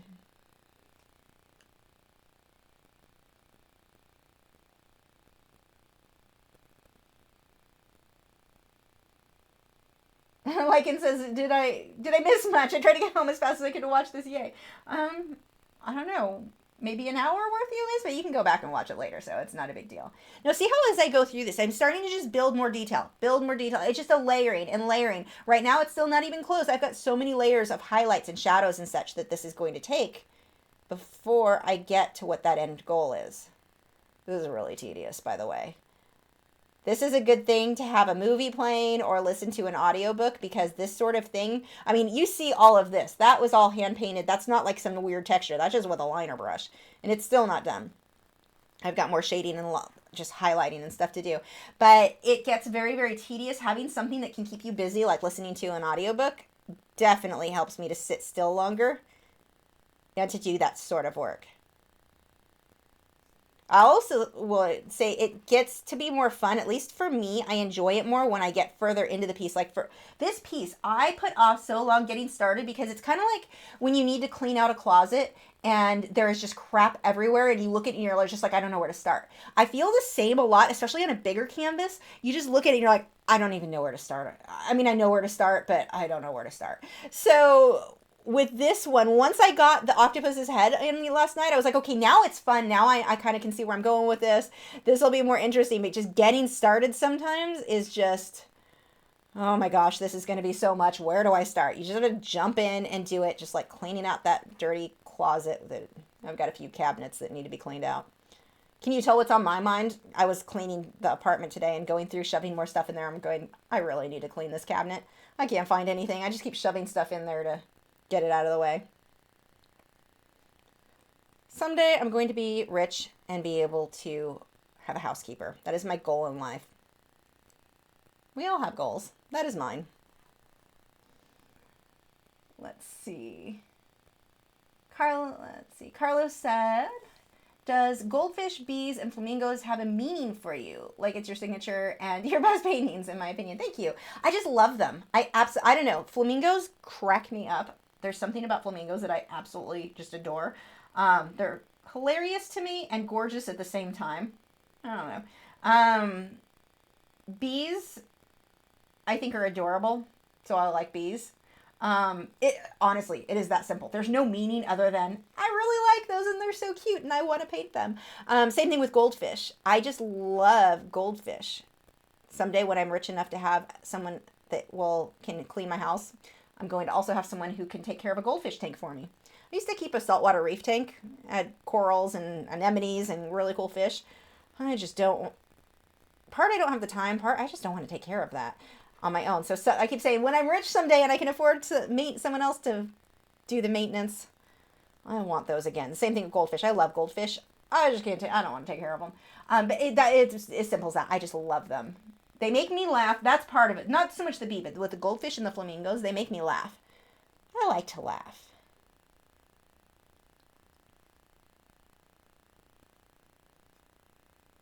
Let's see.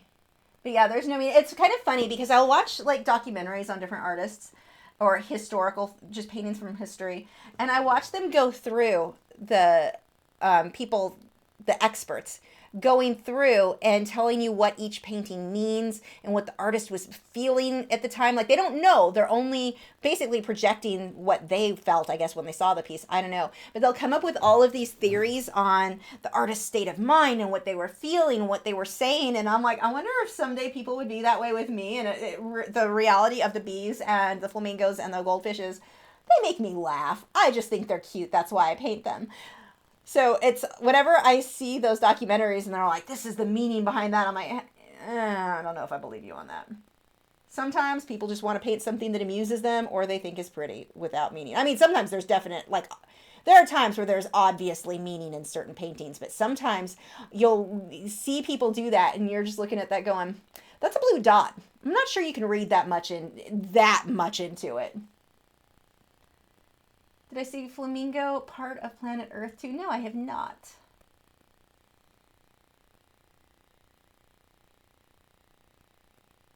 Natalie said, I have a turtle tank, 2 snakes, a cockatiel, a dog, a cat, and no gaining plants. I have no time to myself. I agree. I'd like a housekeeper too. With my plants, that was one of the big reasons I didn't have a lot of plants when we first moved here, because this apartment is like perfect. We've got really good lighting. Not in my art studio. I'm actually going to start rotating in some of the lower light plants so they could be in for like a week and I'll just switch them out. I had that idea yesterday. I'm really excited because now I have a reason to buy a new plant. I love buying plants. It's like my favorite thing to shop for. But besides art supplies, obviously. But where was I going? Oh, when I first moved in here, I didn't get a bunch because I was like, I don't have time to water all these. Luckily, most of them don't actually want water or a lot of care, so that's working out quite well for me. Okay, so now that I've got those blocked in, let's start working a little bit more on the lighting and just start building some details up.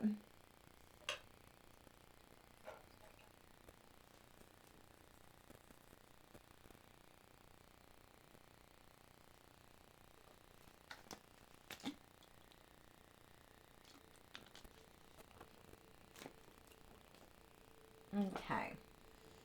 Let's see, which brush do I want to use for this? Well, part of this I'm going to want to glaze shadows. I think I'm going to do the highlights first. I'm going to actually switch to a filbert. I really need to find, I'm going to look into something. I know they make things that'll clip onto your easel or you can put paint brushes in. I am going to have to look into that because my setup with the palette and the cameras and all this, I'm having a hard time finding the brushes I need, so I am going to look for alternatives there. I don't know about you guys. Do you get excited? Like when I get an idea for something that I want to buy art supplies wise, I get so excited because I've pretty much I've been painting for 20 years, so I've pretty much bought most of the things that I want. When I come up with something new that I think might be helpful, I get so excited. Same thing as deciding I can make more room for a new plant. Although, this is kind of cool. I decided, I was actually just talking about this with my husband yesterday, I think. I'm going to buy some Caran d'Ache Pablos and their watercolor pencils. I want to do some mixed media with those. So I think I'm going to go shopping. I need to save up a little bit first, maybe in a month or two, but I want to buy those and do some videos, some watercolor and colored pencil mixed media. Ooh, this is pretty. Now this is the transparent mixing white. So I'm lightening it, but I'm not really making opaque white there. I'm brightening it up. Rosie wants to know if flamingos are still an inside joke. It's been a long time since I stopped by. Well, they would be if I painted them. I just haven't. Oh, I should put bees on this. That might actually happen. See, okay, so my husband claimed this, and I don't like doing commissions for this. Now, this is not that that's a commission, but he just was like, hey, I want to put this on my wall. He had a big blank space, and I was kind of excited because I don't know where the heck I was going to put it when it was done because it's really big. This is a 30 by 40 inch. So, This one, by the way, if you're at all interested, this is a Frederick's Belgian Linen, their Pro Series canvas, so it's super smooth. That's why if you notice when I do a brush stroke, see how smooth the paint looks? That on a rougher canvas would look like it was dry brush, like bumpy. But because this canvas, everything's just like, it slides on it. It's so nice to work on. But anyway, he claimed this, and now I'm like, oh, I want to put bees. And then I think, bees won't really go with his decor, which I hate that about a commission, because I feel like I end up limiting like my artistic freedom based on what the person would want. I mean, okay, as my husband, I should make the painting the way he wants it. That seems like a jerk thing to say. But, I don't know. Maybe I could talk him into some bees. Karen said, I'm not sure what the beginning of that was. You set up your camera so that you're not in the video. I'm starting to try doing this, but always get in the way, creating shadows or end up knocking the tripod. Okay, so for the shadows, my light is actually direct. It's at a 45-degree angle basically to the easel. So it's clamped on top of it and just coming down this way. Not great for the lighting of the video because this is really getting washed out bad. But what I can see from here, it's really, really clean how well I can see. But there's no shadow. There'd be shadow under my hand, but generally I'm painting above where my hand is, so it's not really going to interfere there. If I worked with daylight where it was coming through this way, you would have shadow in other areas. So it definitely, this is nice at the setup. I've got the easel and then clamped on top is my light. I think I have the link for that light in the video description if you want to see the kind that I'm using. I've been using this one for, I don't know, I want to say 3 or 4 months. I'm in love with it right now. And it was like a fraction of the cost of my alt light, but the lighting is clear. For my easel, now what I use for my tripod isn't even a tripod, because when I did that, I had to come at a weird angle. So I know for those of you on Patreon, you're seeing I'm putting some of my older videos. I found some original footage of some really old ones. So I've been making, I don't even know what tomorrow's is going to be. I have to figure that out.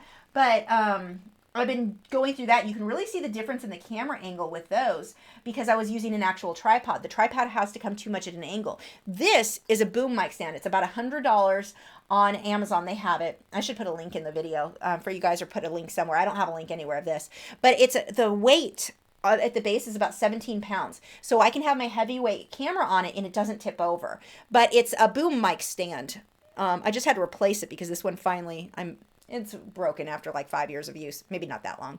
But it comes up, it's a stand that basically sets up this. I've got a 17-pound weight at the bottom, and then another arm sticks out this way, and this is where the camera is. So I'm able to stick it kind of basically where it's in front of my face without actually like a tripod. I couldn't do that with easily. So that's working really well for me. Let's see. Oops. I just scrolled too far and missed something.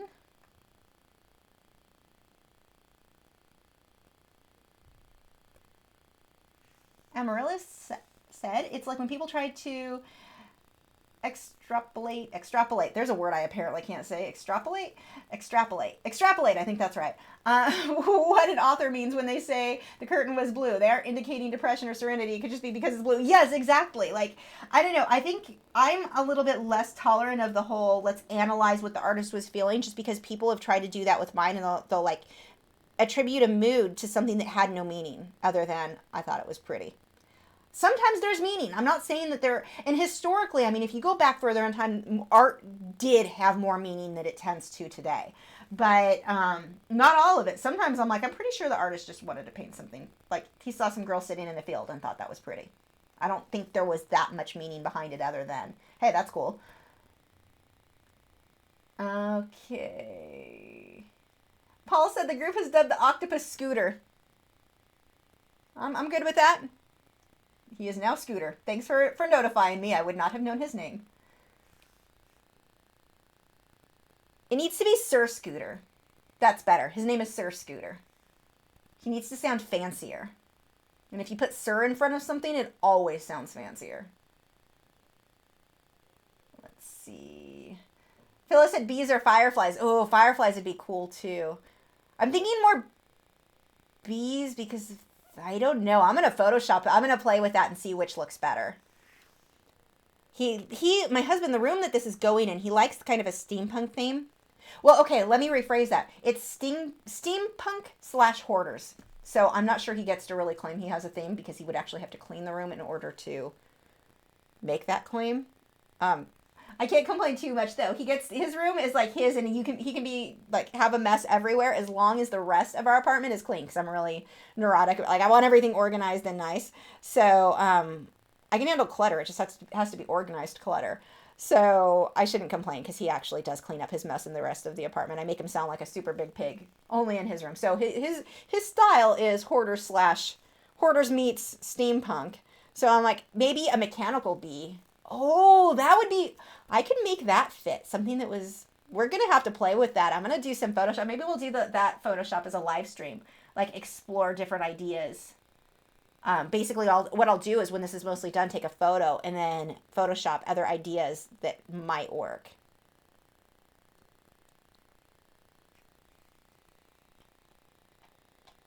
Shannon said, I can't wait for the watercolor with colored pencils. I just got a set of watercolor pencils I use with the colored pencils. I used to do watercolor. I mean, that was when I was younger. Mostly I did watercolor and charcoal together. So I would do my base with watercolor and then do the charcoal on top. And then I would do that occasionally with colored pencils as well. And I'm not sure, I've never had good colored pencils until the best I have now, Derwin actually sent me a set of their watercolor pencils. So those I actually did like, but I just haven't taken the time to play with them, which is stupid because that would actually be a fun video to make. What I've played with them, I really, really liked. So maybe I'll just do, I could do a video with that in colored pencil. Maybe I'll do that really soon. Because I have those here. I don't know what the light fast ratings are on those. I'll have to look into it. I think the Caran d'Ache were really good. Okay, let's get some shadows in there now. I'll probably pull more highlights out, but... Lycan said, I really love your painting and drawing, but I have so many unfinished pieces because it's like I get bored, for lack of a better word, with the piece. Is this a phase I am dealing with? It's a phase that will never go away if you don't stop doing it. But there are potential solutions for you. Instead of, like right now, you get bored, stop. You're probably working too large. Do smaller studies so that you can complete them. Because what I find what happens if somebody doesn't finish something, they don't get the high. Like you end up with it's almost like a drug addiction. There's a high that you get when you finish a painting, when you're excited and you're proud of it. You're like, oh my gosh, put all this work into it. I'm really happy with what I've done. Even if I do a painting where I only spent an hour on it, like a quick thing, I still get that bit of a high. Which is hilarious. See, it's a good thing I never got into drugs. I have a feeling I would have been an addict like right off the bat. I'm glad that I listened to school and didn't ever, drugs are bad. So because that high that you get when you finish a piece, I think is very addictive. And if you're not finishing a piece, you're not experiencing that, which I think you're not getting the thing that would encourage you to do more, to do bigger, you're missing out on. So I would say work smaller. Do some smaller pieces so that you can feel that high, that encouragement that makes you want to then do something if you ever did want to do bigger. And there are artists who will always work small. That's okay too. You don't have to always do big, everything has to be big and major. Maybe you're an artist who would just specialize in things that are smaller. That is an option. But I think that you really need to be finishing stuff because you're missing out on a huge part of what makes being an artist so awesome. That feeling that you get is so great when you complete something, when you create something that didn't exist. And you're not getting to feel that. That's kind of sad.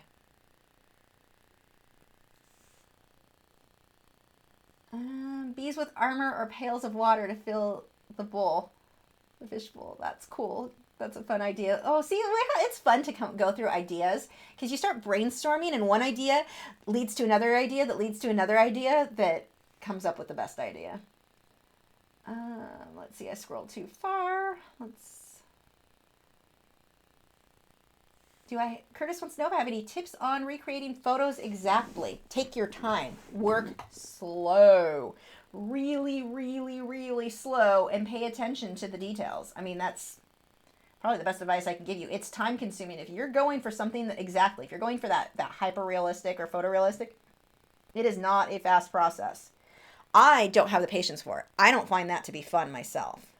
So that's not something you really ever see me do. Some stuff that it's copying exactly. Too much time for me. But if that's what your goal is, then you just need to go into it knowing I am going to spend an insane amount of time on this right now. I think that helps so much in life. I mean, if you kind of know what to expect, things that might otherwise somebody would think was terrible, if you knew to expect that thing, it doesn't really matter. Like, one of my friends, she also is an artist, and she just got a bird that I even warned her when she first said she got it. I'm like, you know, they're kind of jerks. Like, they're a difficult breed. That doesn't mean that they're a bad pet. It doesn't mean you won't love it. But if you go into it knowing what to expect with their personality type, then you can love that about them because you knew to expect it. But if you expect one thing and get something else, that can be a little bit discouraging. So when you go, like the realism where I say that takes a lot of time, I'm not saying that it's terrible, you shouldn't do it, it's a waste of time. I'm saying you need to go into it knowing that about it, and then it's not so, frustrating or discouraging when you realize, wow, this actually takes a lot longer than I even thought it would. Jenny wants to know if I can re-gesso a rough canvas and sand it to make it smoother. Absolutely, I do it all the time. My favorite canvases are the round Frederick's Convexo canvases. The problem with those is that they are way too rough for the way that I paint. So I put 1 or 2 coats of gesso, let it dry completely, and then sand it so that it's smooth. So then it's smoother like this. Like the actual canvas type, I would say linen is my favorite, but they don't come linen in the Convexo canvas. The Convexo canvases are a heavier weight, so that's where I just gesso them and sand them down. Carlos wants to know if I'm a cat person or a dog person. Hands down, dog person. I think cats are adorable, especially kittens. Oh my God, they're cute, but they're not for me.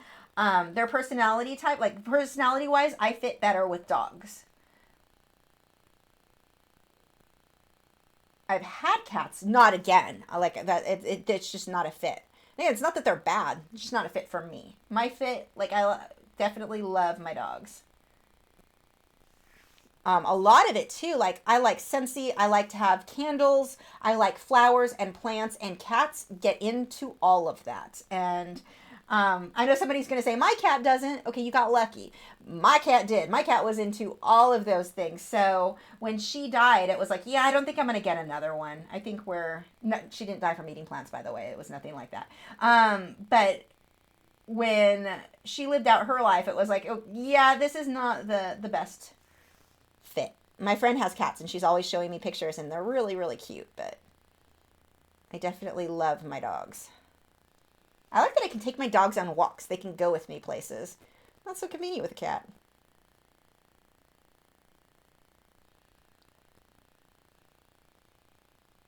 Mary's asked, have I used an oil primed surface before, and if so, how did you feel about it? I'm aware that it's just for paintings that are oil only. Yes, if I am painting in oil only, and I have several behind me. How many do I have behind me? I have, like, if you look, let's see, there's at least 1, 2, 3, 4, 5, 6, 7, 8, 9, 10. I think I've got at least 10 oil primed canvases back there somewhere. I love the oil primed. If I'm working in oil, that's the way I would rather go. Now, there are times where I want to go with a round canvas, and so I'm not using that. But more often than not, if I'm working in oils, I want the oil primed linen is my absolute Fredericks. I love theirs. Your paint it's almost like it's slippery. Like it just glides across and it blends so beautifully. I love oil primed canvases. Definitely. And just to make sure this is clear, I am sponsored by Fredericks, so but I already only used their canvases before that, so, there's my transparency, so you guys don't think I'm trying to be shady about stuff. Whether I was sponsored by them or not, they're absolutely my favorite canvases. They're all I use, so that's why you hear me talk about them all the time. Barbara Loveless says she uses a mic stand too. Yeah, it works so perfectly. I mean, it's sticking. The stand itself is over here. This is coming out at an angle right in front of it, and the angle is just so much better for videos. Although this stand, it's about 17, I think I said it was 17 pounds. It's like the steel base on it. I kicked it about a week and a half ago. I think I broke my toe. My pinky toe is still wrapped up. I've got bandages on it. It's a bit angry at the stand at the moment. That thing, I moved it because it had to be in a different position because it's painting being so big, and I wasn't used to the place I put it, and I kicked it hard. Oh, that hurt. So as much as I love it, I'm pretty sure you broke my toe, jerk.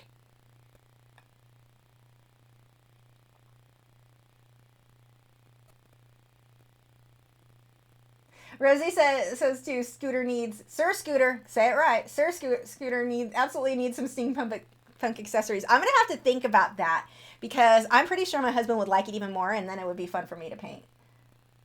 Mechanical beads and centipedes. Centipedes weird me out. I don't think I could do centipedes. Like, just thinking about them, something about them gives me heebie-jeebies so bad. I just scrolled too far.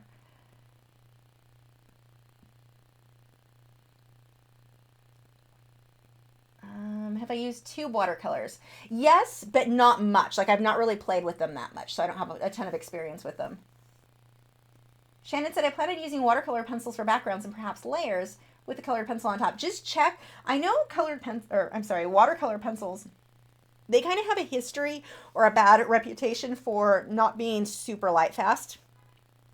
So double check with the ones that you're using that they are, if you're using, because I'm assuming with colored pencil art, I mean, that's something that we always are worried about, is making sure that everything is light fast. So check that with the watercolor, because I didn't know that back when I used watercolor. I had no idea that was, I didn't even know what light fast was. Like, I had no clue.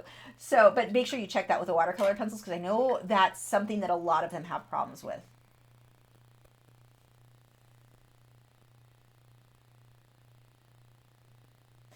Barbara Lovelace said, do the mechanical squirrel from WoW. Warcraft players know what she's talking about. Gail said, what kind of bird? I'm not sure when that question, because there's a delay on the question and what we were talking about, so I'm not sure what we were talking about. I'm guessing you mean my cockatiel? I don't know what I was talking about when you asked that, so I apologize. Let's see. Gail says, yay, birds and dogs. Yeah, I've got the cockatiel and the 2 Italian greyhounds, and then my hermit crabs. I have 3 hermit crabs. That one of them just slammed into the glass of his tank. They're in the same room that I sleep in, and they're nocturnal. Which you would think, well, I'm nocturnal, it'd be fine, but they still make noise while I'm sleeping. They slam themselves, they'll fall, they'll be climbing, they fall, and their shells hit the glass. Kind of noisy. Let's go ahead and scrape some of this off. It's starting to dry on me. Seriously, I can't believe I went all my life without using this palette. It is the best. Like, the only other palette that I'd seen for acrylics, I'm using the same for oils now too. Not this palette, it's the same setup. But the only other palette that I saw that would be kind of interesting for acrylics were the ones with the Stay Wet palette with the pad that keeps it wet underneath. I just never liked how my paint felt. I don't like mixing on it. I never loved it, so I never thought of, yeah, I'm pretty excited about this palette. Okay. What am I working on now? Oh, blues. That's what I wanted. Let's start getting some other colors in here. It's weird. This blue, it's phthalo blue, but under this light, it's weirding me out because I would swear looking at this that's ultramarine blue. But it looks like black on what you guys are seeing. But what I'm seeing it looks more phthalo blue. That really looks electric. It is really throwing me off.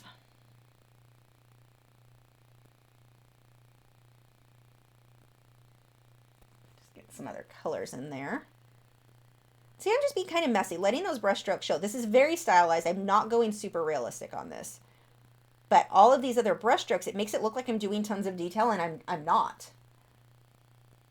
Where do I take my dogs? Just about to parks. No, I actually don't like dog parks. We have one on our apartment complex, and every once in a while I'll take them there. But one of my two problems I have. One, they're Italian greyhounds. They break their legs really easily. So if somebody had a bigger dog, even if that bigger dog wasn't being aggressive, just if they accidentally ran into each other, my dog's going to break. The other thing, one of my dogs has dog aggression issues. No amount of socialization ever really... I can't trust her. She needs to be on a leash around other dogs just to make sure she doesn't do something stupid. And then the other thing is one of my dogs, Echo, or studio assistant number 2, she's allergic, like really allergic to fire ants. And the last time she got bit, she went into anaphylactic shock. And so being that time was as bad as it was, there's a very good chance that if she got bit again, it would kill her. So I don't like her running loose at the parks where I can't really watch. I'll take them sometimes in the winter when there really are ants all over. But all they really do is walk around and sniff and mark their territory anyway, so it's not even like they're zooming around. So I normally just take them on walks. where they're on the leash, they're actually getting exercise, or rollerblading. They like to run too. But the dog park is just, too much goes on at dog parks because you have too many people who do the whole, well, my dog would never bite, my dog would never this or that, and their dog is really, really not trained or well socialized, and they are so oblivious to that fact. So there's a lot about dog parks I'm not a huge fan of. Like I said, there's one attached to our apartment, so I'll use it if no one else is there. But as soon as someone comes walking up, my dogs are leashed and we're leaving because too many potential problems there. Carol said, my cat eats paper, chewed off a sheet of my Fabriano. Oh no, and then knocks some water onto a painting. I love them anyway. Yeah, it's a good thing they're cute because otherwise people would kill them. But yeah, definitely not. It's funny too, like the older I get, I find myself to be less patient with that sort of thing with the animals. So yeah, cats, they're so, as much as I say that though, I see a kitten and I'm like, oh, that kitten needs to come live with me. And I have to remind myself, no, this is not the pet for you.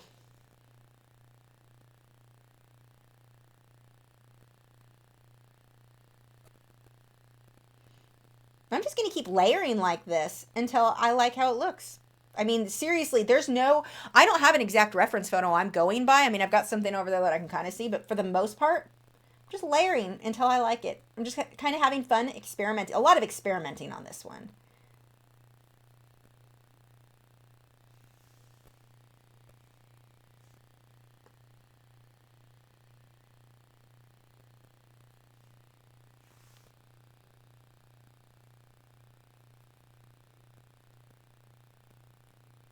And see these colors as I've layered in here. I mean, I had purple and it shows through. You can see those brush strokes and it starts to, you can see bits of like brush stroke changed here and then there.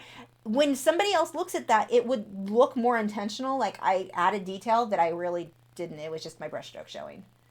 You can make things easier for yourself by intentionally leaving some of those brush strokes.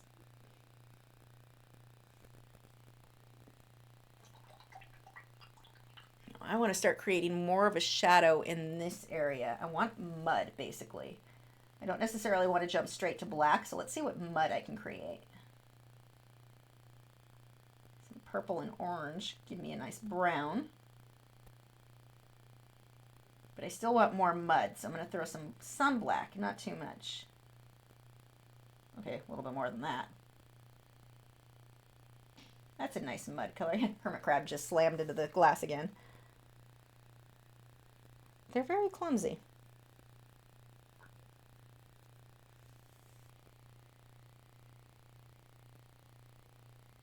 Katya says, is it Sir like Game of Thrones? It's Sir S-I-R. Sir Scooter.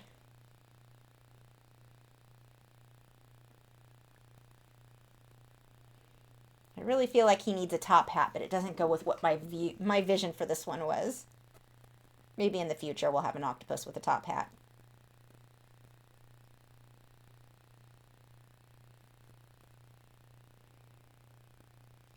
So what I will start doing too is cleaning this up. Like right now, all of this is kind of messy.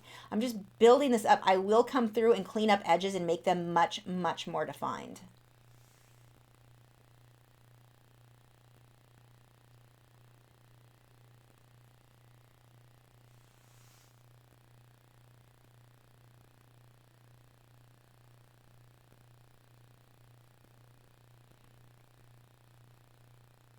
You see me do a lot of squinting. I'm looking at a distance like, okay, where do I want a highlight or a shadow? The other way would be to walk across the room. You can take a photo with your phone. All of that will help you to get a better idea of something standing out more than you want it to. Would I mind doing oil pastels? Maybe. I'm not a huge fan of oil pastels. I used to use them. The problem is they never really dry all the way. They're just always a wet medium. Like I don't know, that it's kind of the same problem I have with pastels. I feel like my product or my finished painting is never safe from being damaged or being smudged. I hate that about them. I love how they look. And I used to work with oil pastels a lot. Way before I started making videos.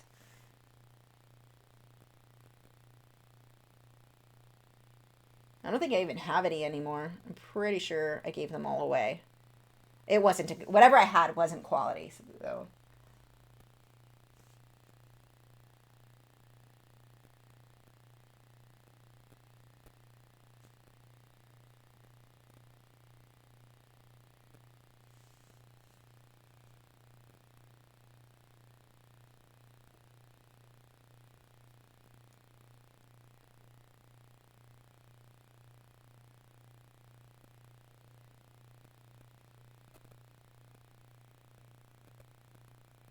Come back through and pull some highlights again. Now what'll happen too, once I do a few of these, because there is so much experimenting going on here, once I do a few, like get a little bit further with the tentacles, the rest will start going super fast because I already kind of have a better idea of the way that I'm going to do them. I'm actually going to pull this up. I'm going to change some of the shape of that.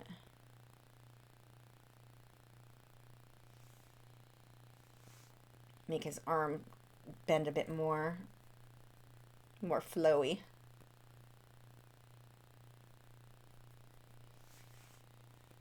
It's one of the things that I like. Sir Scooter Hollingsworth the Third.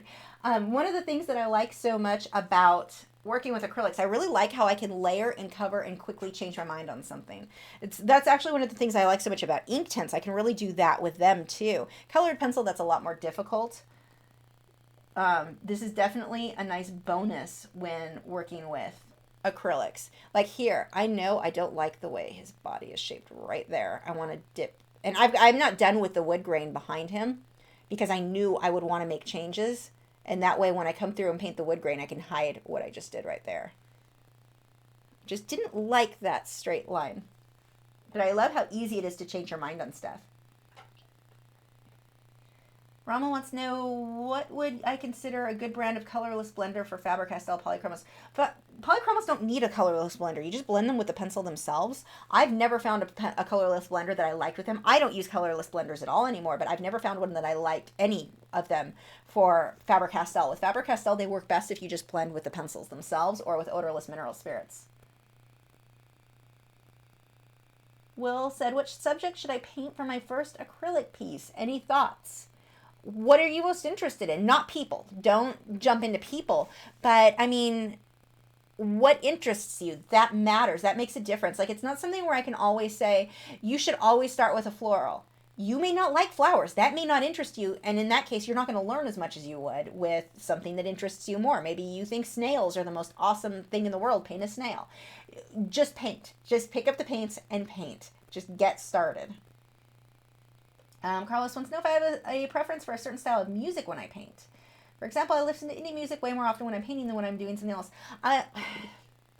No, it depends. I mean, I can go from listening to techno, to folk, to new age, classical. I listen to classical a lot. More often than not, though, I listen to audiobooks when I paint. I sit still longer than when I listen to music. But I mean, it just depends on what mood I'm in. One thing that I found that will sometimes help motivate me when I'm like, I don't really want to sit down and paint, I will put music on that I haven't listened to in a while. So like for me right now, my favorite band is Amberlin. I've not listened to them in a while. So if I put them on right now, I would probably be really into painting, like more so. Right now I'm getting a bit distracted. It's getting about time for me to get up and eat dinner. Oh, I didn't eat today. I had chips and guacamole. That was healthy. Anyway, point is, if I listen to something a style that I haven't listened to in a while, that tends to make, like, I get more into the painting than I would if it was something else. Even if it's something else I like, just something I've listened to recently doesn't do it for me as much as something I've not listened to lately. Plus, the nice thing with techno, no matter what you're doing when you listen to techno, you feel like it's super epic. Like, I'm making a brushstroke here and it was just water, but it was still super epic. I don't know. It's kind of a funny thing with that. Make a tutorial for watercolor and mirror ones. I made with the watercolor pencils. What brand of acrylics do I use? I have all the supplies that I'm using in the description and in the video description and on my website. If you go to lachri.com, there's a supply list for all of the brands, but I am using Liquitex Basics today, mostly.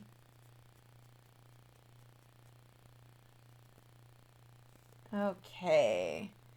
Valerie answered. Valerie knows. So I definitely need to get reds and some oranges in there. Let's start playing with that.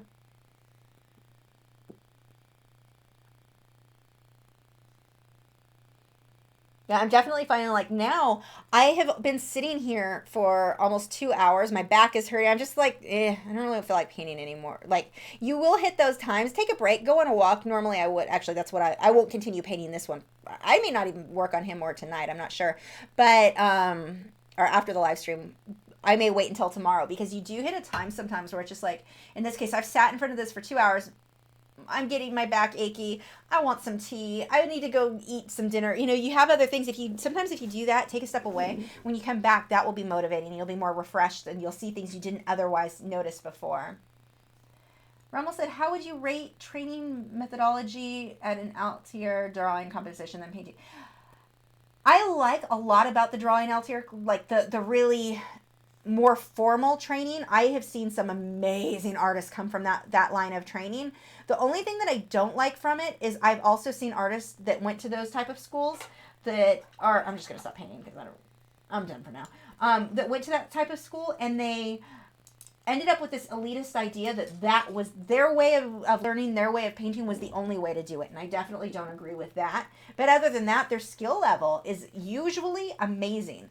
But I mean, I've even seen artists that came out of it who didn't really progress. They weren't practicing enough on their own. I mean, that falls on the artist, not necessarily the teacher. But they still had this elitist idea that their way, their school, their everything was the only way. It's kind of a weird thing that I've seen come out of some of those schools. But the actual, like the methodology, the teaching, they're good. I don't think it's the only way to learn. I don't think it's the only way to paint, but I think it's also a really good thing to learn too. Just, know that they tend to have a weird attitude about anything other than their way of doing things. Gail said she loves listening to Enya and Yes. Yeah, I don't know Yes. Enya, though, oh, I love Enya so much when I paint or fall asleep or anything. I just love Enya. I don't listen to her in a really long time. Kyle wants to know if I write scripts for my intros. I'm wanting to get started, but I'm awkward on camera. I used to, and I was more awkward with the script than without. But what I do now is I will write down, I haven't done a vlog type video in a while other than the intro to the painting. I don't need to write anything down for that. But what I would do is write down my key talking points so that I kept my thinking more linear. I tend to jump around when I talk. When I'm telling a story, I'm instantly like, ooh, shiny over there. I'm now focused on that. And then I'm back on this subject. Now I'm over here. I'm all over the place. So I have to write down key talking points so that when I edit, I'm not having to move clips all over because I don't think so linear. My thought process is hard for most people to follow, like when I'm just naturally rambling. So I will write down those talking points, and that's enough for me to use as a script. But I used to write down full scripts, like word for word. Or when I would do voiceovers, I would write down word for word what I would say, and it was very stiff, and it took so long, and it wasn't better than just talking. And if I make a mistake, I make a mistake now. So I definitely have a bit of a different attitude on how I do that. But, try and see if it works for you. Some people do really well with having things scripted. And for me, I do better with like talking points just to keep my thought process going, right?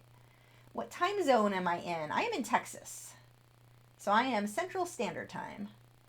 Rosie said or asked, do you have any good tips for working on art with chronic illness? I have a lot of joint issues with EDS, and holding a paintbrush can sometimes be hard after a while. I see my arthritis. I have arthritis that does best the more I move. So for me, painting is good. I will have a hard time sometimes with colored pencil. That's why I can't burnish. I can't work that way even if I wanted to. So odorless mineral spirits was my solution there because of the joint pain. So you just have to find what works for you. And if that means you paint for 20 minutes, take a break for 20 minutes, then go back and paint for 20 minutes, that may be what your fit is. You just have to find for your situation because all of our health things are different. Like with my back is completely different than my friend who has back problems. Her back problems do best if she lays down or is sitting. For me, mine is best if I'm walking. If I'm moving, mine feels better because of the type that I have. So I can't really say what's going to work best for you. You've got to figure out for your specific situation. But I can say don't give up until you find what that thing is. Like for me, my back, we'll go back to that as an example. When I sleep, I can't sleep with a pillow. If my head is up at all, like this, like you would be with a pillow, or a normal pillow, I ended up with a lot of pain. It got really bad. So I did a lot of research and I did a lot of trial and error until I made myself with memory foam a roll that goes under my neck. So my head is back on the bed, but I've got something under my neck and I can sleep very comfortably now that way. Like, don't give up until you find something that works for your situation, because there's probably something that's going to help you or something that's going to work for you. I don't know what that is because my problems are different.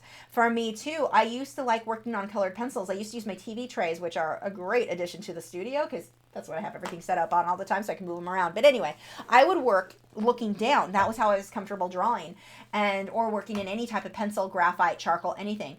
And my neck and back just can't handle that. So what I do now is I figured out a way to work upright at the easel. It was awkward at first. I didn't like it at first, but that was the only way I could work. And so I had to teach myself to work that way. Now I'm perfectly comfortable with it. But I think it's just a matter, in many cases, of finding out for your situation, which is going to be easier. And it may be as simple as taking a break every 10 minutes, every 20 minutes. So you paint half the time that you're painting time. Go do something else, come back. You just, again, figure out what works best for you. Unfortunately, I don't know. Rommel said, are there any books that you recommend for drawing and painting using a more formalized approach?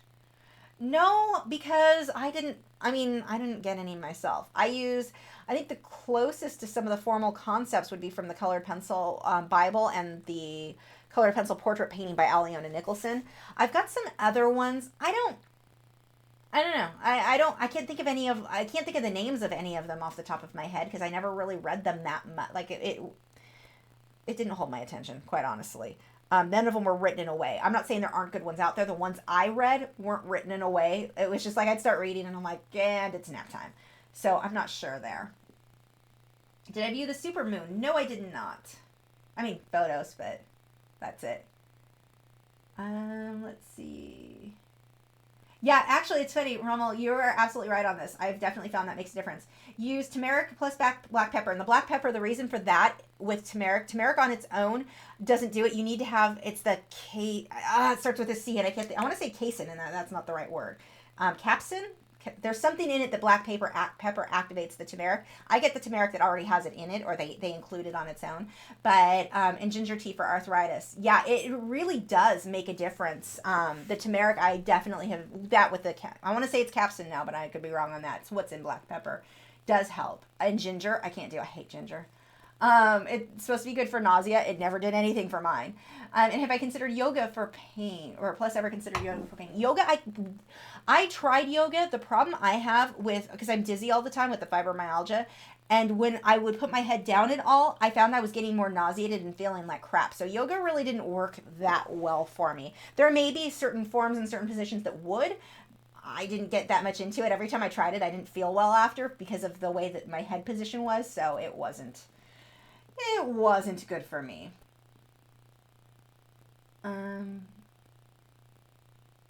Cayenne pepper I do too. Black pepper is the one that has, and that's not the word I'm looking for. Cayenne pepper is good for you as well. It's like, look up, I want to say it's where's my phone? I can actually look this up. Look, I have a text. Oh, my friend sent my mom a bunch of her orchids she didn't want anymore. My mom just got them and is all excited. I can't talk. Is all excited about them. Let's see. What was I looking for?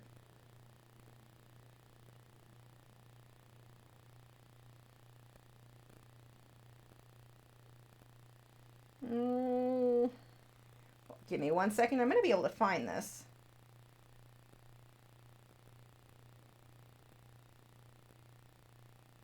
Okay, this is apparently curcumin. Curcumin. Curcumin.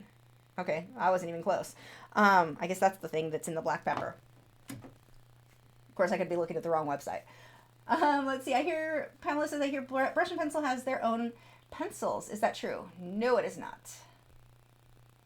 I mean, not at this time. I don't know if that's something they ever will have, but I've not heard anything about that. And I know they don't have it right now. Gary said, I am having problems blending wax-based colored pencils. I've tried OMS and alcohol, neither worked. What am I doing wrong? Probably pushing too hard. Usually it's that people are pushing too hard and they're not. You do more light layers. It can also be your paper.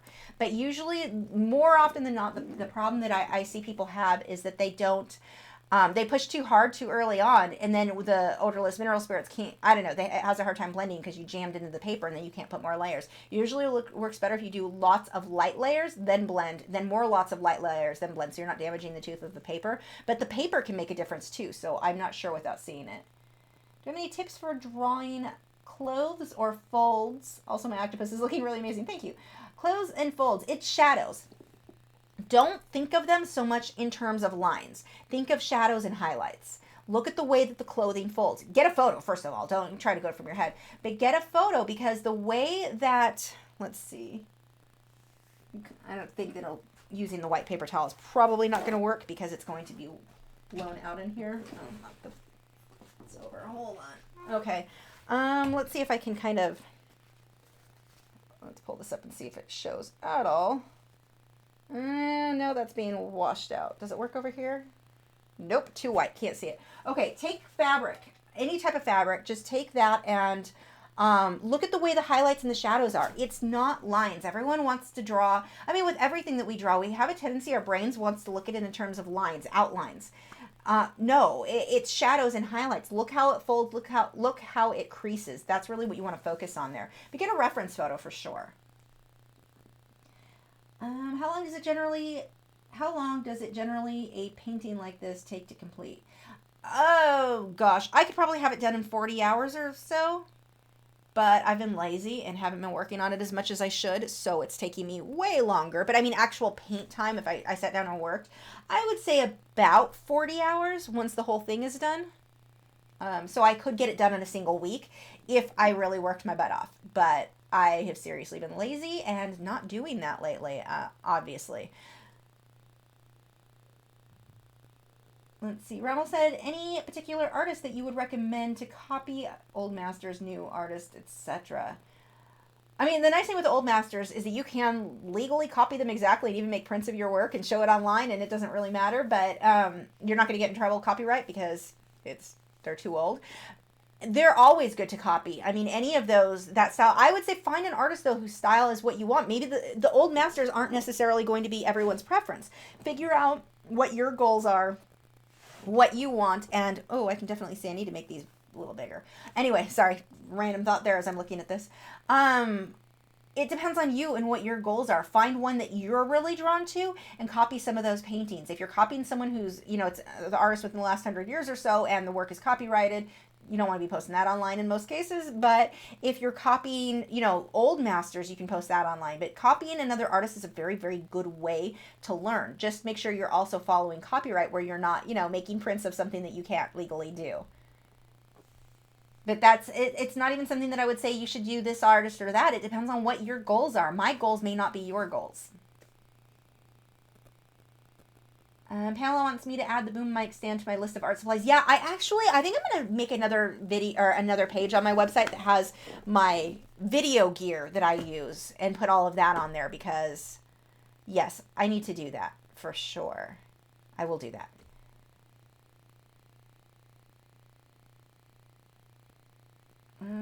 Yeah, I think we're about done for now. Let's see. Vinny said, love the videos. Want to get the scraper you managed to tip me each time to buy something on my next visit at the art store. I don't even know if they have these scrapers at the art store. I know I could only find the palette online. This thing, the outside, the Masterson, I think it's Masterson. Yeah, Masterson.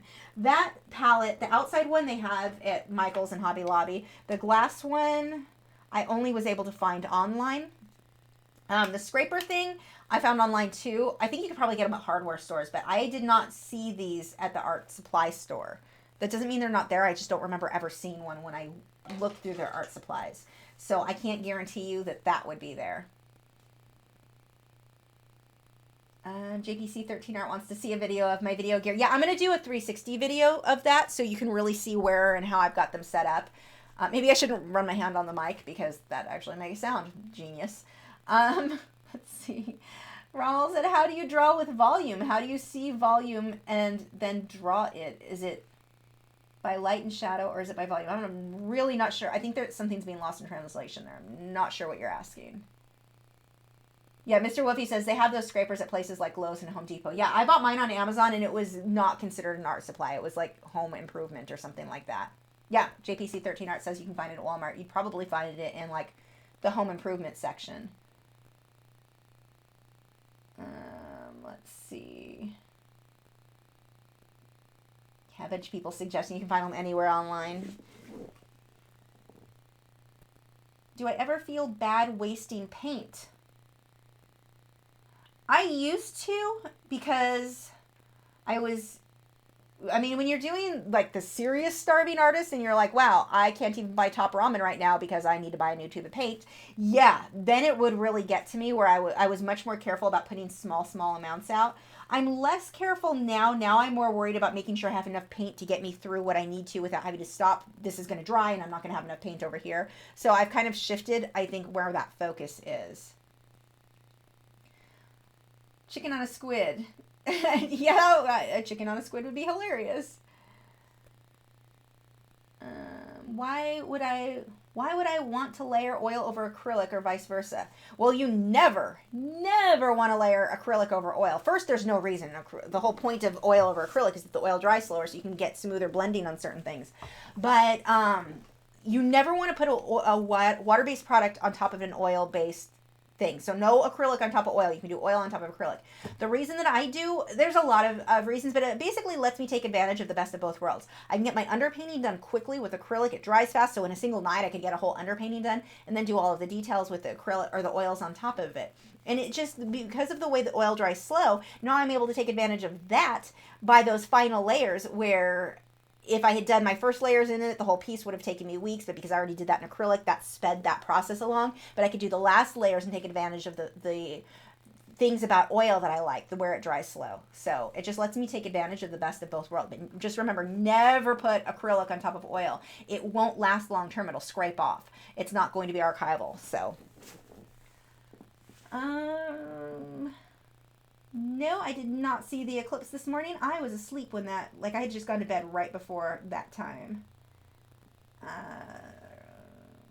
having trouble with brush and pencil touch-up in titanium white. I watched you do quite a lot of lines and dots. I can't get even half that much. I'm using a detail brush. Is that the wrong brush? Use a liner brush. So this one, this is a number 4. I would go smaller than this. I would do a number 1 or a number 2 script liner brush.